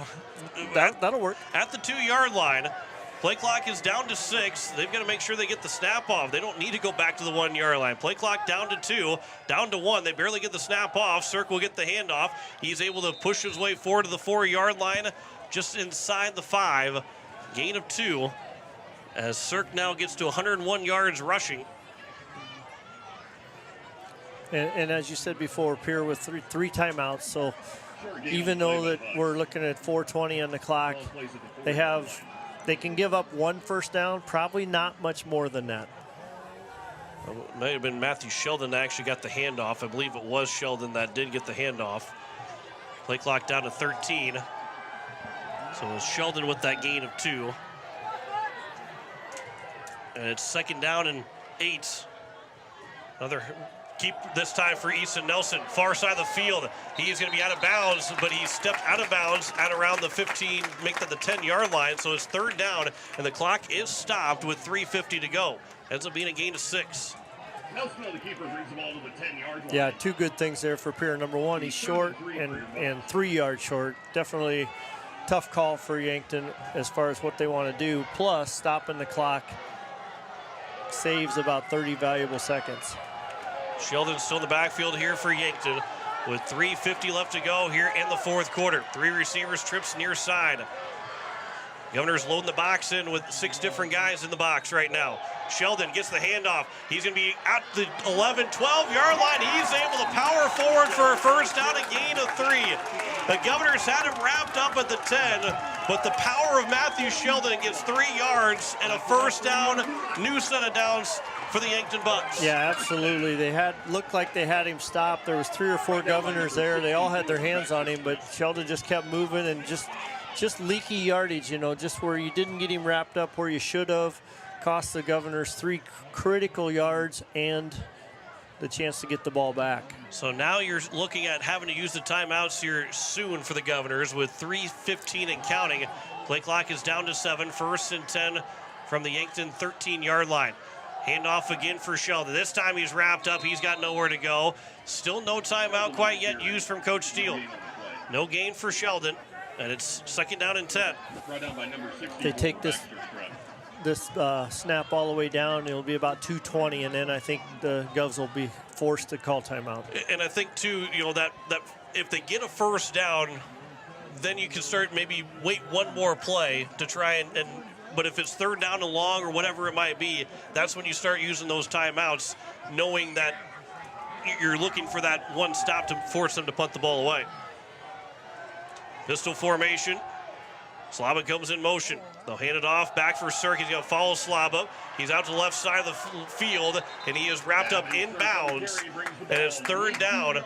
Coach Steele has not used that timeout yet, and it's 3rd down and a 5, a gain of 5 for Evan Sirk. Couple things here by saving that timeout. Number one, if they do get the 1st down, he still has 3 timeouts to stop the clock 3 times. It's not a game over situation. Number 2, if they get the ball back, obviously he can, or if they stop him, he can call timeout real quick and get the ball back with minute 35, minute 45, and 2 timeouts.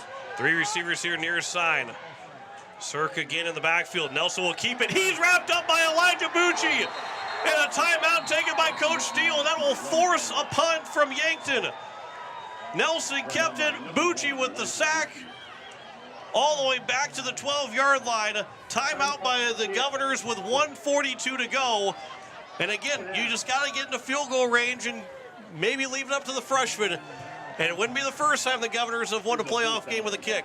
Yeah, great play there by Bucci. Same play that Yankton had gone to earlier on their last time that they were looking for that 1st down, where Nelson's reading. It's his own read look, but I think basically it's a design quarterback keep trying to go off that left side, and Bucci just slow played it, waited for him to pull the ball, and attacked him and took him down for a big loss. With 1:42 to go, it's a 9-7 ball game. And everybody check the pulse, check the blood pressure. This is what playoff football is all about. We said it was going to be a good one, right? We expected a way different game than the regular season matchup, and we've certainly gotten that. It's been a great game, both sides making play after play. The Soybeans Chargers in 9B got a 34-28 win to go to the Dakota Dome next week, Thursday. Looking like they're going to try and avenge their one loss against Faulkton area in the state championship. Can the Governors avenge their one loss against Yankton and try and go against either Watertown or Brookings in the state championship? It is going to be picked up by George Stalley. He's got room out to the 30, to the 25, to the 20. The Governors are in field goal range already at the 20-yard line with 1:30 to go. Now Coach Muth has got the thought of maybe using timeouts as well, because where the Governors are at, you can trot out Carter Templeton to try and pick up a field goal, but the Governors have it in the red zone at the 19-yard line. Yeah, absolutely. And the thing to remember, too, is Yankton only has 2 timeouts. So both teams with 2 timeouts. Pierre's looking for a 1st down, get the ball centered. And, I wouldn't doubt they take a shot at the end zone here, knowing that Yankton may be thinking that they're just going to run it up the middle with Bucci again. 18-wheeler, Elijah Bucci, the senior. He's done it all for the Pierre Governors the last couple of years. Now he's the quarterback with an empty backfield. They're loading the box up. Bucci, the 15 to the 10. He's got a 1st down, and it's 1st and goal for the Governors. A gain of about 11 for Elijah Bucci, and the Governors have it 1st and goal from the 8-yard line. With 1:22 to go. Now you want to, if you're the Governors, you can't just say we can't score right away. But if you're Yankton, you almost say just let them score, because that way our offense gets a chance to get the ball back. Empty backfield here again for the Governors. Loading the box up. 8 guys in the box for the Yankton Bucks. Governors have nearly 8 guys. They do have 8 guys right up on the line of scrimmage. Play clock down to 5. Actually, clock was running. He was still inbounds. Bucci inside the 10 to around the 5-yard line, pushing his way forward to the end zone. Is he in? There is no signal yet. It is 2nd and goal from the 2-yard line, maybe. And Coach Muth takes his second timeout with 44 seconds to go. Did they get him at the 1? It is down to the 1-yard line. A gain of 7 for Bucci. The 18-wheeler. Yeah, he had Yankton Bucks falling off of him on that whole run. So a great run for him, and actually probably better for Pierre here. Make Yankton use a timeout. They're on the 1-yard line. They've shown that they can run it right at them. Certainly you want to score if you can, but it's probably not the worst thing in the world to wait one more play. And the Governors, if they score, they go for 2, because 14-9 does nothing. 13-9 or 14-9 does nothing. 15-9 at least gives you that chance of blocking the extra point, whatever it might be, forcing them to make the extra point to take the lead. If the Governors do score, they have to score here. 2nd and goal from the 1-yard line. Same formation for everybody. They're loading the box up. Everybody on the line of scrimmage here for the Governors. Elijah Bucci trying to power his way forward. He's got nowhere to go that time. He's going to lose a yard back. It's now 3rd and goal from the 2-yard line. Clock is still running. 3rd and goal, Governor. Coach Muth still has a timeout. Coach Steele with 2 timeouts. Game clock is down to 20 seconds. Do we have a goal line stand or a last-second touchdown? Coach Steele is letting that clock run down to 10 seconds. I think he went down to talk to the ref. Yeah, so he's got 2 timeouts. He calls one of them now, and I would say, being 3rd down, you get 2 plays. 2 plays. And with 10 seconds to go, you're probably going to run it again, try and run up the middle for Bucci. If you don't get it, call timeout. You get one more play. You know this is the ball game right here. Exactly. Exactly. Outside of scoring with 6 seconds to go and giving Yankton a good chance at the return of a kick, this is the ball game. This is the 11 AA semifinal. Does the streak continue for the Governors, a chance to win an 8th straight, or does Yankton finally put an end to the Governors' run to the Dakota Dome? Yeah, it all comes down to this, right? 2 plays.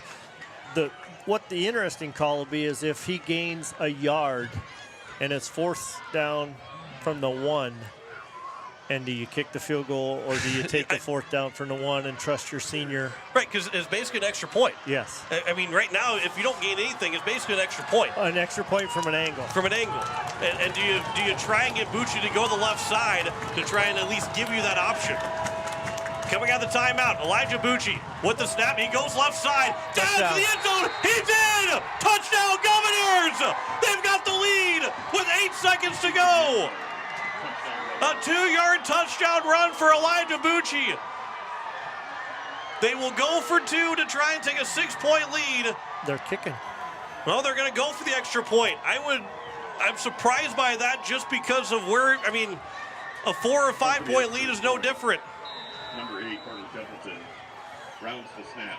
But the Governors have the lead with just 8 seconds to go. The extra point from Templeton is up and good to make it 14-9 with just 8 seconds to go. And so now the special teams unit has to be perfect. They have to be perfect and have to defend a Hail Mary pass, which you would assume would be coming here from the Yankton Bucks, or any kind of trickery for the Yankton Bucks to try and score in the last seconds. Yeah, absolutely. And, Pierre using Bucci, they did go left. They'd been going right pretty much the whole drive. This time they did go left, so that if he was stopped, they would have been in the center of the field. They didn't have to worry about that. Bucci just powered over a couple Bucks and took him right into the end zone with him. So now the Governors still have a timeout. Yankton has a timeout as well. You are listening to KCCR Pierre Riverfront Broadcasting Station. The game's not over yet. There are several fans making their way to the exit. This game's not over. There's still 8 seconds to go with a 14-9 ball game. Pierce has a 5-point lead, but a touchdown for Yankton wins the ball game.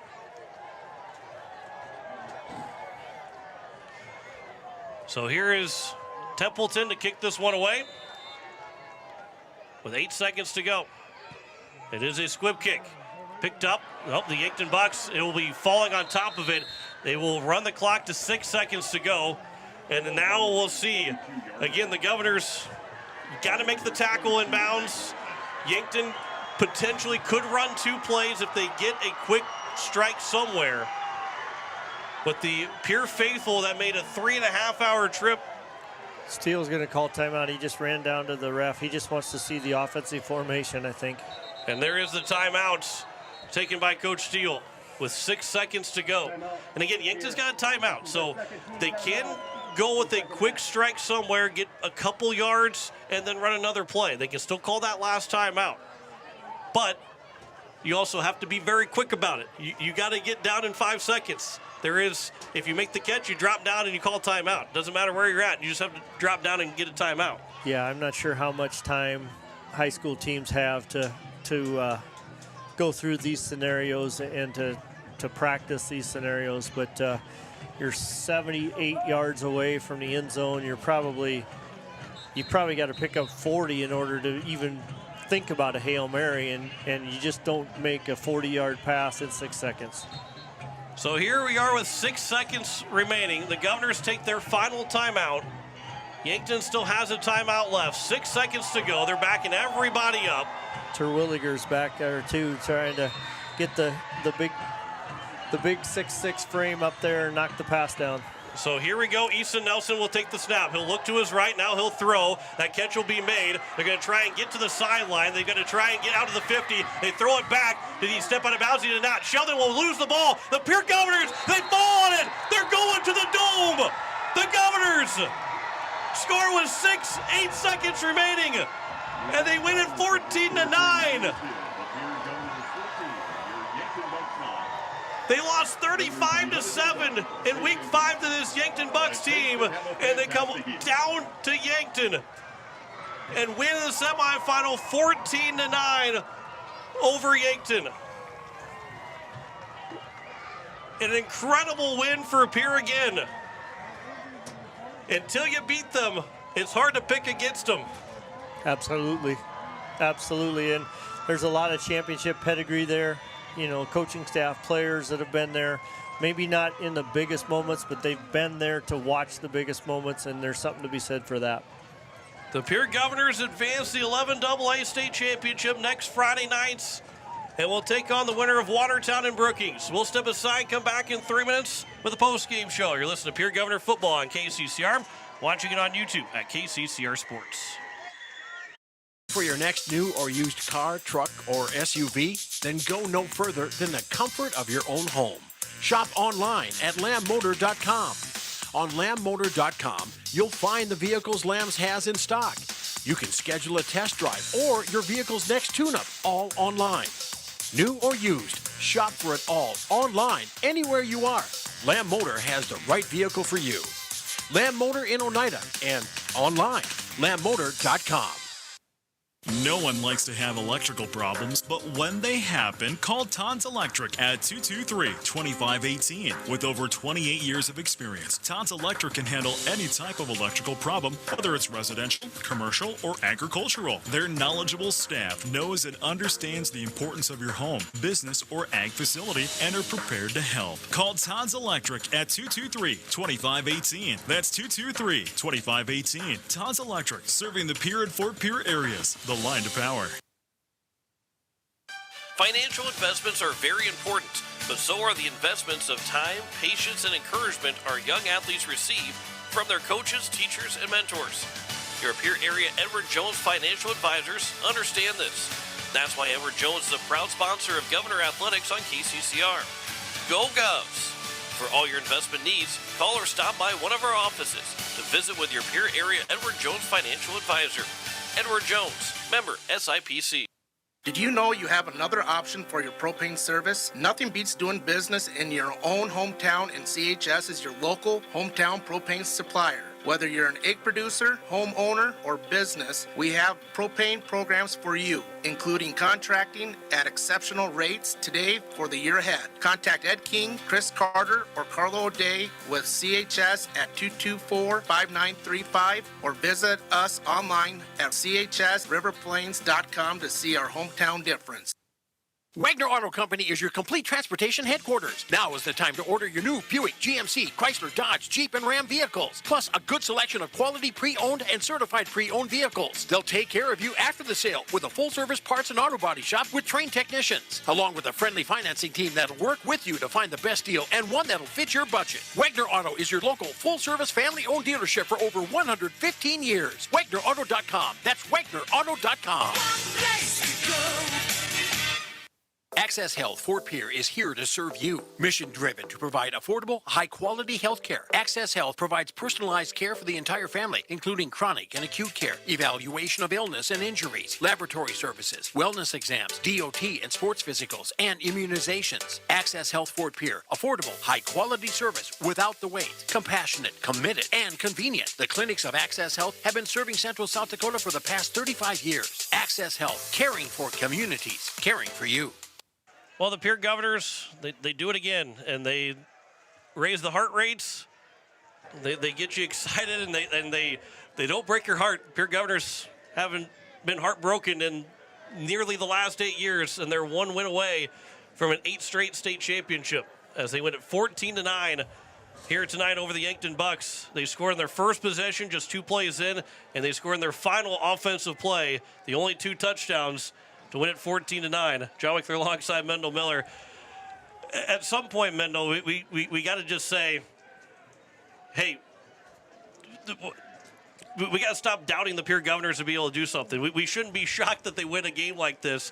But here we are saying, I can't believe what the Governors just did tonight. Well, yeah, I mean, it's crazy. And when you put it the way you just did, where they score on their second offensive play and then they score on their last offensive play, 2 plays from the end of the game, I'm not sure you could put more time between 2 touchdowns in a game of football, realistically. Just an incredible effort, and I guess I'm not surprised. I think, we had some conversations even during the losing streak and talked about how Pierre had the ability to respond and that championship pedigree would come out and they could be back here. But I think what is different and shocking is the different ways they find to do it. Yeah. I mean, who would have thought they'd do it this way, right? It was. We're going to talk to some of the players of the game and some of those biggest plays. Carter Schuffelbein's second play of the game, he makes a huge catch, goes 58 yards for a touchdown, and gets in to give the Governors a 7-0 lead. George Staley intercepts the ball in the end zone, and to get the interception in the end zone in that first drive, and then they get a touchdown from Elijah Bucci, who threw an interception. One of his only passes, other than maybe that Yankton game where he didn't hardly ever threw the ball, and then he gets an interception or throws an interception. He comes back and gets a big touchdown run. The amount of the Governors were outgained in this contest, 323 to 244. When you are outgained by almost 100 yards, it's hard to win a football game. Absolutely. But yet the Governors find a way to get a win. Yep, absolutely. And they played clean football in the second half. They didn't turn the ball over.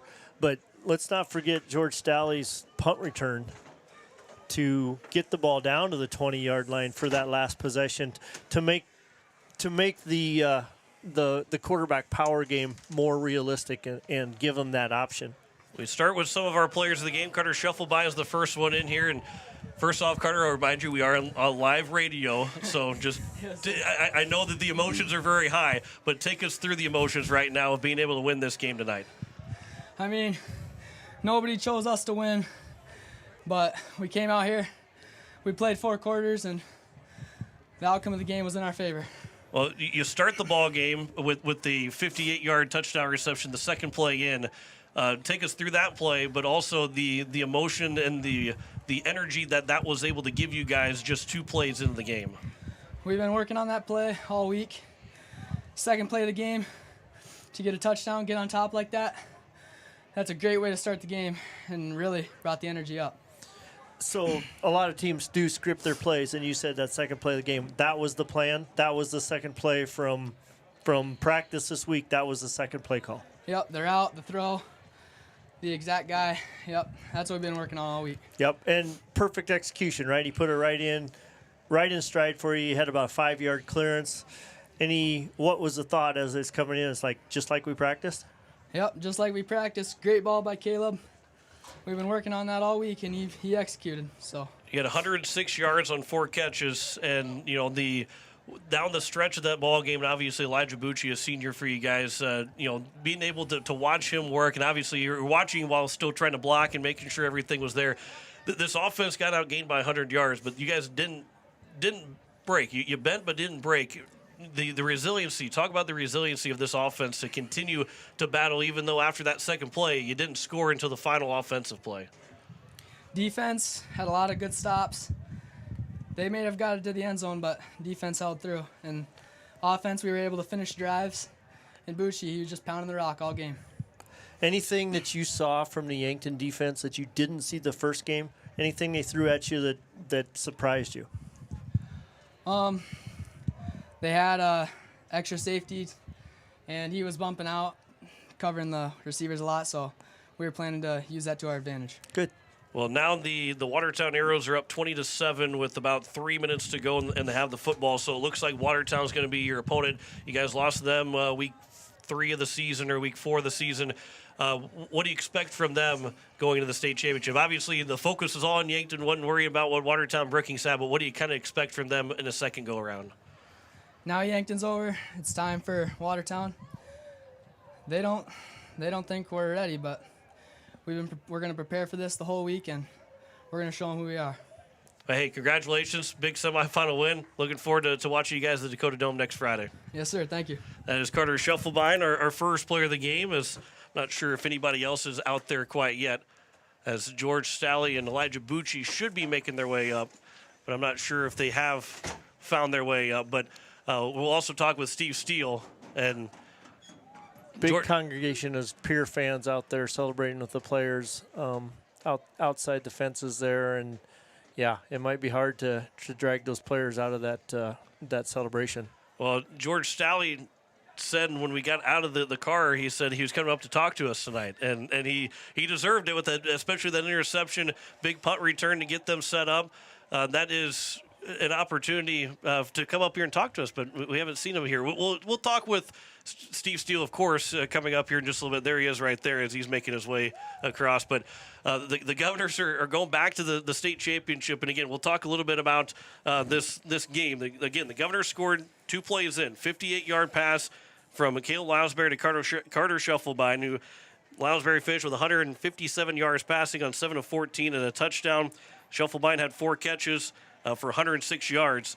Then the Governors had to punt, and then they fumbled the ball in the last minute of the second quarter, which gave Yankton a chance to kick a field goal to go up 9-7, which then forced the hand a little bit of an urgency for the Governors, being down by 2. They weren't playing for overtime. They had to play for the win. They couldn't settle on anything. They were going to play for the win, but after a touchdown and then that fumble turned into a 38-yard field goal from Ortiz to make it 9-7. And then we stayed that way all the way until the final play of the final offensive play for the Pierre Governors, and they scored 8 seconds to go. Weren't expecting that many punts. We probably expected more touchdowns than punts in this game, but we had a lot in that second half, and the Governors, as we mentioned, they bent, but they didn't break the entire second half. Yankton kept getting chance after chance to go down the field and try and score, not necessarily to ice the game, but put this a 2-score game. But that defense for the Governors, Mendel, hats off to them to continuously force that punt for the Yankton Bucks all night. Absolutely. And, we talked at halftime a little bit about what the defense needed to do, and they really shut down the run game for Yankton. I don't know how many rushing yards they had in the second half, but it was very much improved from the first half as far as how much they shut that run game down. And then you can't say enough about the critical stops at the end when you have to stop them in order to have a shot at winning the game. To go out and do that is just just so huge for a defense and for the confidence going into next week. Evan Cirk finished with 104 yards rushing. They finished with about 49 yards rushing in that second half. They passed for about 40 yards. Both teams had about 90 yards of offense in the second half, with the Governors having 92 yards of offense. And the Yankton Bucks end up with 97 yards of offense, or 93 yards of offense. But again, the Governors in that second half forced those punts. After the field, there was 4 possessions, 4 punts in that last play where, Yankton never really had a chance trying to, force some kind of Stanford band is on the field and all that kind of, hook and ladder and just a miracle, trying to make a miracle happen. But they unable to make that happen. But again, we're another year that the Governors are kind of counted out. I think the year that the Governors won the championship with Cole Peterson's 40-yard field goal, I think, they were counted out in that game for sure at halftime, but I think they were counted out going into that game, saying that T area is going to win the state championship. And one thing you can't do is you can't count out a Pierre Governor football team until the final whistle. Absolutely. And, I don't know if our viewers can see it on our video feed there, but it may be a sign the play clock is blinking 8. That is unreal. and we're not even in Pierre, and it's still blinking 8. And that's what the Governors are trying to do. Elijah Bucci, he's going the wrong way. He's making his way back to the Pierre faithful, which, of course, being able to celebrate with the Pierre fans who made a long trip. And what the Governors do so well, nobody travels like Pierre, especially in AA. Nobody travels like Pierre, and the fans were here in full support across the way from us tonight. Yankton had a big crowd, but that Governor faithful is only going to multiply by a lot more going to next Friday in the Dakota Dome. They'll play at 7 o'clock. Looks like Watertown will be the team that they will face, who will be trying to knock off the Pierre Governors. And it is a final, 20-7. Brookings does fall to Watertown, so the Pierre Governors, the 4C, will take on the 2C Watertown. And the Governors, who lost 3 games in 11 AA, they get a chance to avenge 2 of those 3 losses against the number 1 and number 2 teams here this season. It's hard to put into words sometimes what this Governor team has been able to do. Now looking to try and make it 8 straight. Yeah, exactly. And again, just the creative ways they've found to do it. Overcoming obstacles, probably been given up on by most people in the state numerous times this season. A lot of people thinking this was the year that the streak would end, and it might. Honestly, you got to go play a really big game, but there's no arguing the fact that they have a chance to be 8 in a row. So there's now 3 number 1 teams that will not be in the Dakota Dome, and 2 of them were. One was not knocked off, but 2 of those teams that are in place of the number 1 are Central South Dakota Sully Buttes Chargers and the Pierre Governors. Nice. Sully Buttes, who that number 5 seed ends up getting the win over Canastota. They play at 11 o'clock Thursday morning at the Dakota Dome. That'll be the first game of the weekend, and that'll be on Country 95.3 as DT Meyer will have the call for that. As it will also be the Pierre Governors that will play 7 o'clock Friday night against Watertown, number 4 versus number 2. The top seed, Brandon Valley, does escape Jefferson 37-34. Lincoln beats Harrisburg 20-14. 11A is the top 2, number 1 versus number 3. Sioux Falls Christian will take on Lennox. And Lennox with a 35-0 win. And 11B, Sioux Valley will take on winner Fighting Nathan Nazes at 2 o'clock on Friday. Sioux Valley and the winner Warriors are winner Fighting Nathan Nazes. Parkston and Hamlin, the 1-2 matchup, that's Thursday night. 7 o'clock, that's 9AA. 9A, Woolsey Wessington was the team that upset the Wall Eagles, the number 1 seed. The 4 seed Woolsey Wessington team will take on Howard, the number 2 seed in 9A. And of course, 9B, the Sully Buttes Chargers will also be looking to avenge a loss in the season. Sully Buttes lost to Faulkton, their only loss of the year, and they will take on the Trojans at 11 a.m. Thursday at the Dakota Dome. So we've got 2 games for you on Riverfront Broadcasting. First time since 2018 when the Chargers went down. They look for a better outcome. They lost in, I believe, overtime or double overtime to Colombe in that game. And now the Governors are also, though, looking for the same outcome that it was in 2018, just like it was in 2017, 19, 20, 21, 22, 23.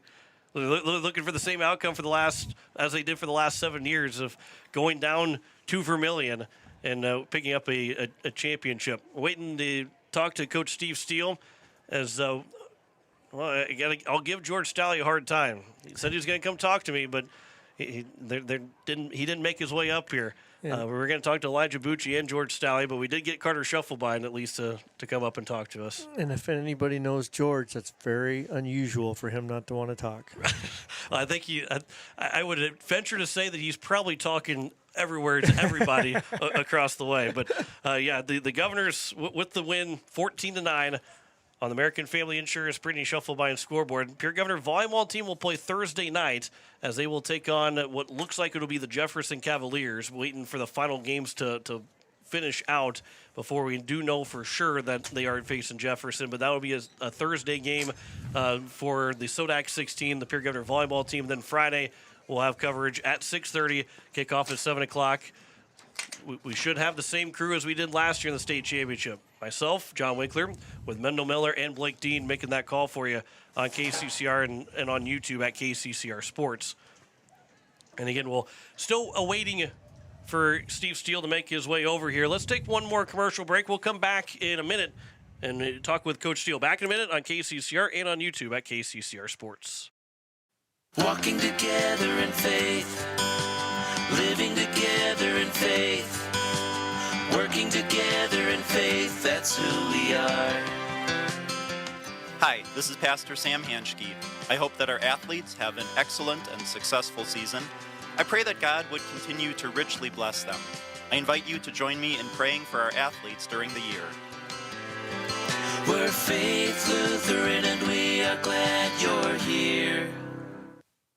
Look, it's no secret that owning a vehicle can cause a lot of stress, and they get a lot of wear and tear on them through the extreme seasons we've grown to love. Graham Tire wants you to know that you can trust them with any problem that you have with your vehicle. Their ASE certified mechanics can make your AC cool again, or even just change your oil. They can look into and fix those noises that seem to come from nowhere and have you stressed out. Bring your car to Graham Tire so they can put your mind at ease. Graham Tire, your tire store next door.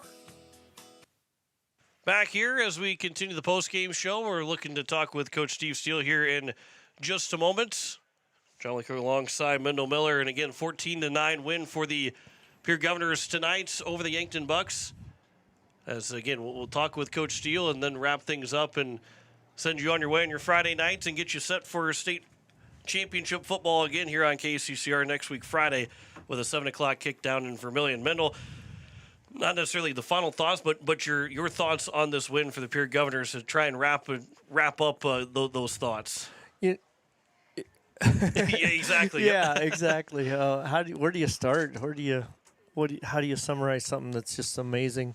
There's a lot to be said for championship pedigree and experience and expectations and things like that. And Pierre has those. The Pierre football team has those. The program has those. The moment's not too big for the kids. The moment's not too big for the coaches. There's a plan there. I don't think anybody on the Pierre sidelines ever had a doubt at any time in the second half when they were down 9-7. They were going to find a way to win the game. And that's really hard to overcome. You know, you said yourself that until you see Pierre beaten and down at the final gun, you just think there's a way, and I think that the team feels the same. Well, and especially after tonight, going into that Watertown game, obviously you got to come down from the high, but stay where you're at and keep that the momentum going, and not say, well, we're just going to win because we're going to find a way. You want to have that mindset, but you got to be able to work hard over this next week because Watertown poses different threats to what the Yankton Bucks did, and Watertown obviously beat Yankton earlier in the season. Watertown then, the next week went in and beat the Pierre Governors. So they feel pretty good about, regardless of how this game went, that the Governors pretty much had a walk-off touchdown.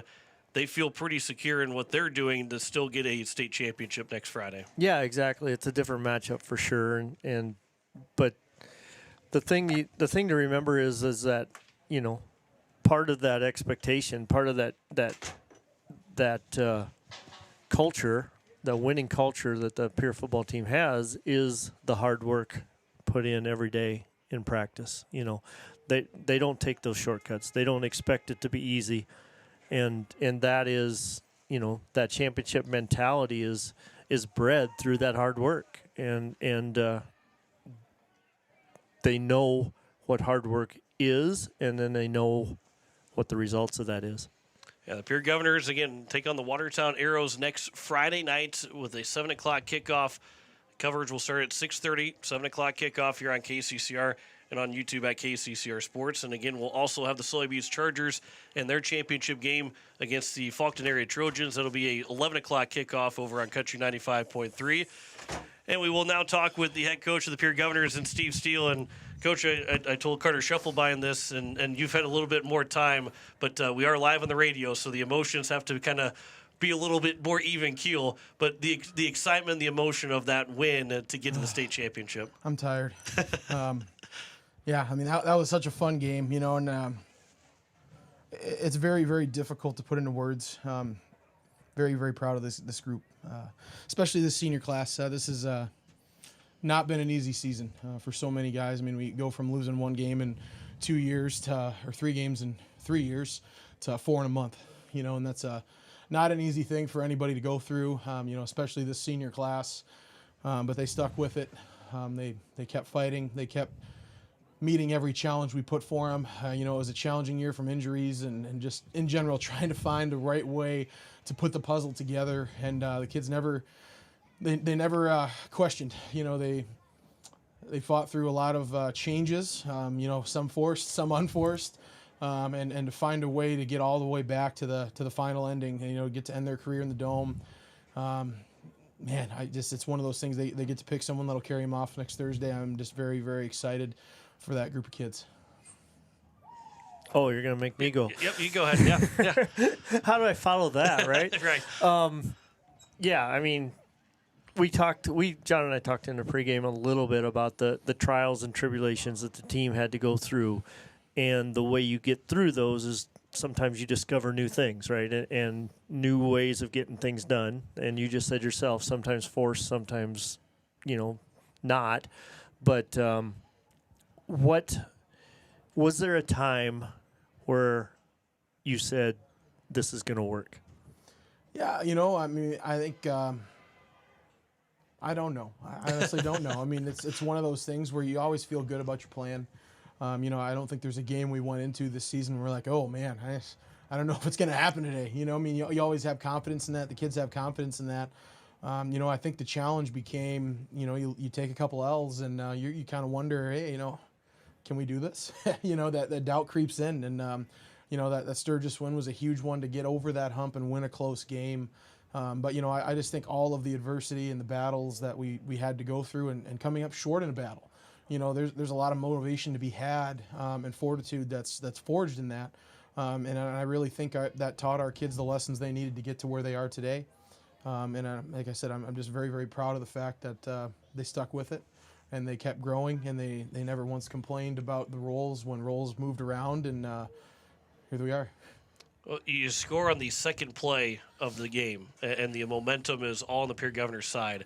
You're up 7-0, but then you don't score at all until the final offensive play of the game for you with 8 seconds to go. I wouldn't say the struggle, because you guys were able to move down the field. Obviously, a couple of tough turnovers late in the first half, and then Bucci's interception, which then he atones for with the game-winning touchdown run. But the ability for this offense to stick with it, and for this defense to stick with it, because the entire second half you're down 9-7 to a team that I don't know the last time they scored less than 10 points, other than when the Pierre Governors beat them in the state championship last year. Just in general, when the Pierre Governors beat them, they hardly ever score less than 10 points. And you had to do that all second half long, and that defense did it time and time again all second half. Yeah, I mean, that was it's the epitome of a full team game. That's what that was. I mean, defense was outstanding really the entirety of the game. Offense did enough. But I think the strength of the offense was that we didn't make a ton of mistakes. We had the fumble that resulted in 3 points. But, we were able to flip the field position, and Caleb Lonsberry punted the ball fantastic today. He had a couple big throws too. But I mean, that's kind of the game that we hoped. I mean, we knew if we were going to win this game, we were going to hopefully hit one or two big one-on-one pass plays. We were going to hopefully be there at the end of the game, and we wanted the ball last. We were 8 seconds short, I guess, of having the ball last. But I mean, that was the real hope of that, is that at the end of the game we have the last say. And EJ, I mean, he ran the ball. I mean, his yards after contact were dang near all of them. I have no idea how many yards he had, but very, very few came before contact. And obviously that's a tendency. I mean, they throw everyone in there, and I mean, they held us. It took 4 cracks to get in from the 1 or the 2 yard line. But I mean, his will was just incredible to see. And again, I don't think a lot of people you'd realize how hard that is after playing every snap on defense against a team that runs hurry up. They ran probably 2 times as many plays as we did today. So just really incredible performance by that kid. Yeah, definitely a big special teams game. Like you said, Lounsbury, I know he had the one punt. It was like 54 yards and flips the field. But talk about the punt return from Stally, and from a coaching standpoint, how that changed your thought process. Because, you may get the ball back at the 50-yard line for that last drive, and then Stally's able to field it and get upfield, get a couple of blocks, and get wide, and set you up at the 20-yard line. Yeah. Well, it was a conversation on the coaching headsets, most of which we can say on air. But was just, hey, 2-minute ready. We're going to have 2 minute. Now, we were talking through all the kind of the short game. I mean, realistically, we felt we needed to get to inside the 20, and we'd have a shot for a field goal. So, we were talking, we probably got to come up with 30 yards. So we were kind of looking at a progression to get to 30 yards, and we see Stully do that. And then we said, scrap that. Let's get all the linemen in. We're going heavy. We don't need to gain any yards, but let's kill the rest of this game out, and let's make sure we're ending the game with the ball. Whether we score a touchdown the last play or kick a field goal the last play. And I said we were a little bit ahead of that, but you weren't going to be picky today on when you score points. Right.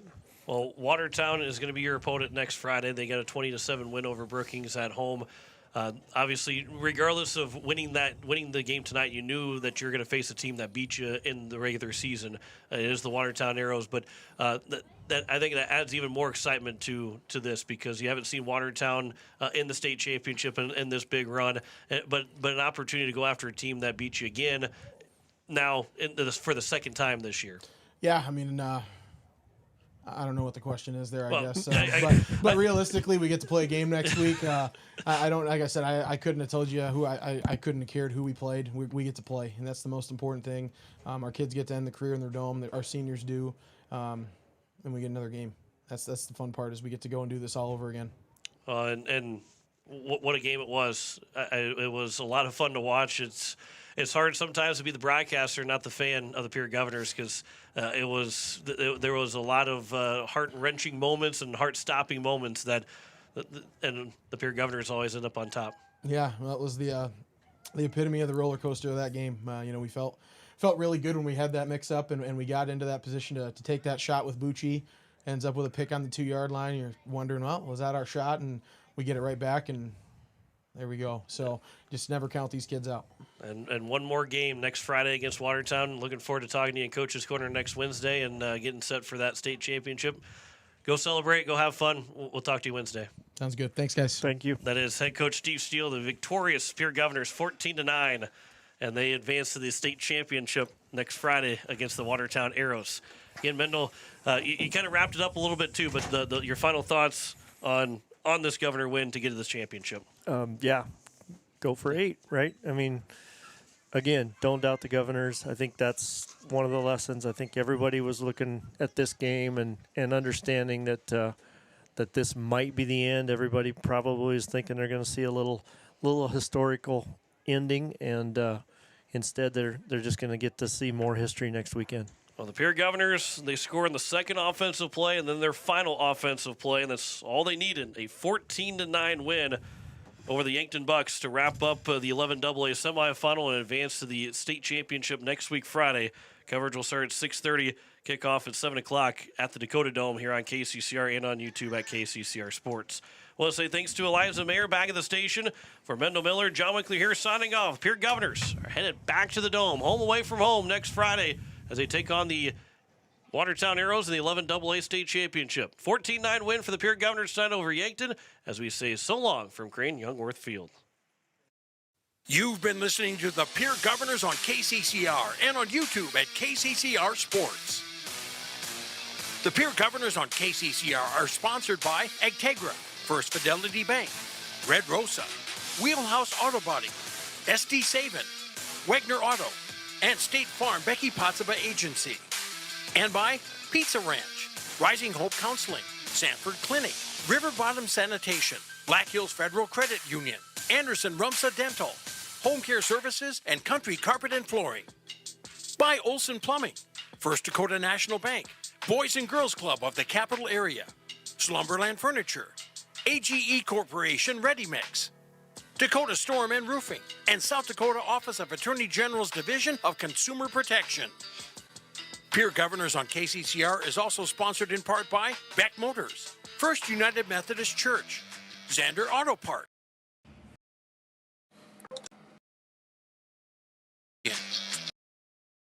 Shane's Pharmacy, and by Capital City Ford, Lincoln, and Toyota, Clubhouse Hotel and Suites, Graham Tire, Faith Lutheran Church, Access Health Fort Pierre, and CHS River Plains. And by Edward Jones Financial, Todd's Electric, Lamb Motors, American Family Insurance, Brittany Scheffelbein Agency, LLC, Dakota Sprinkler and Landscaping, Missouri River Dentistry, Comtech, and Bank West.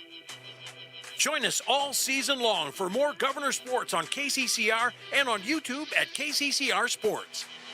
This has been a special presentation of Riverfront Broadcasting Sports, Central South Dakota's sports.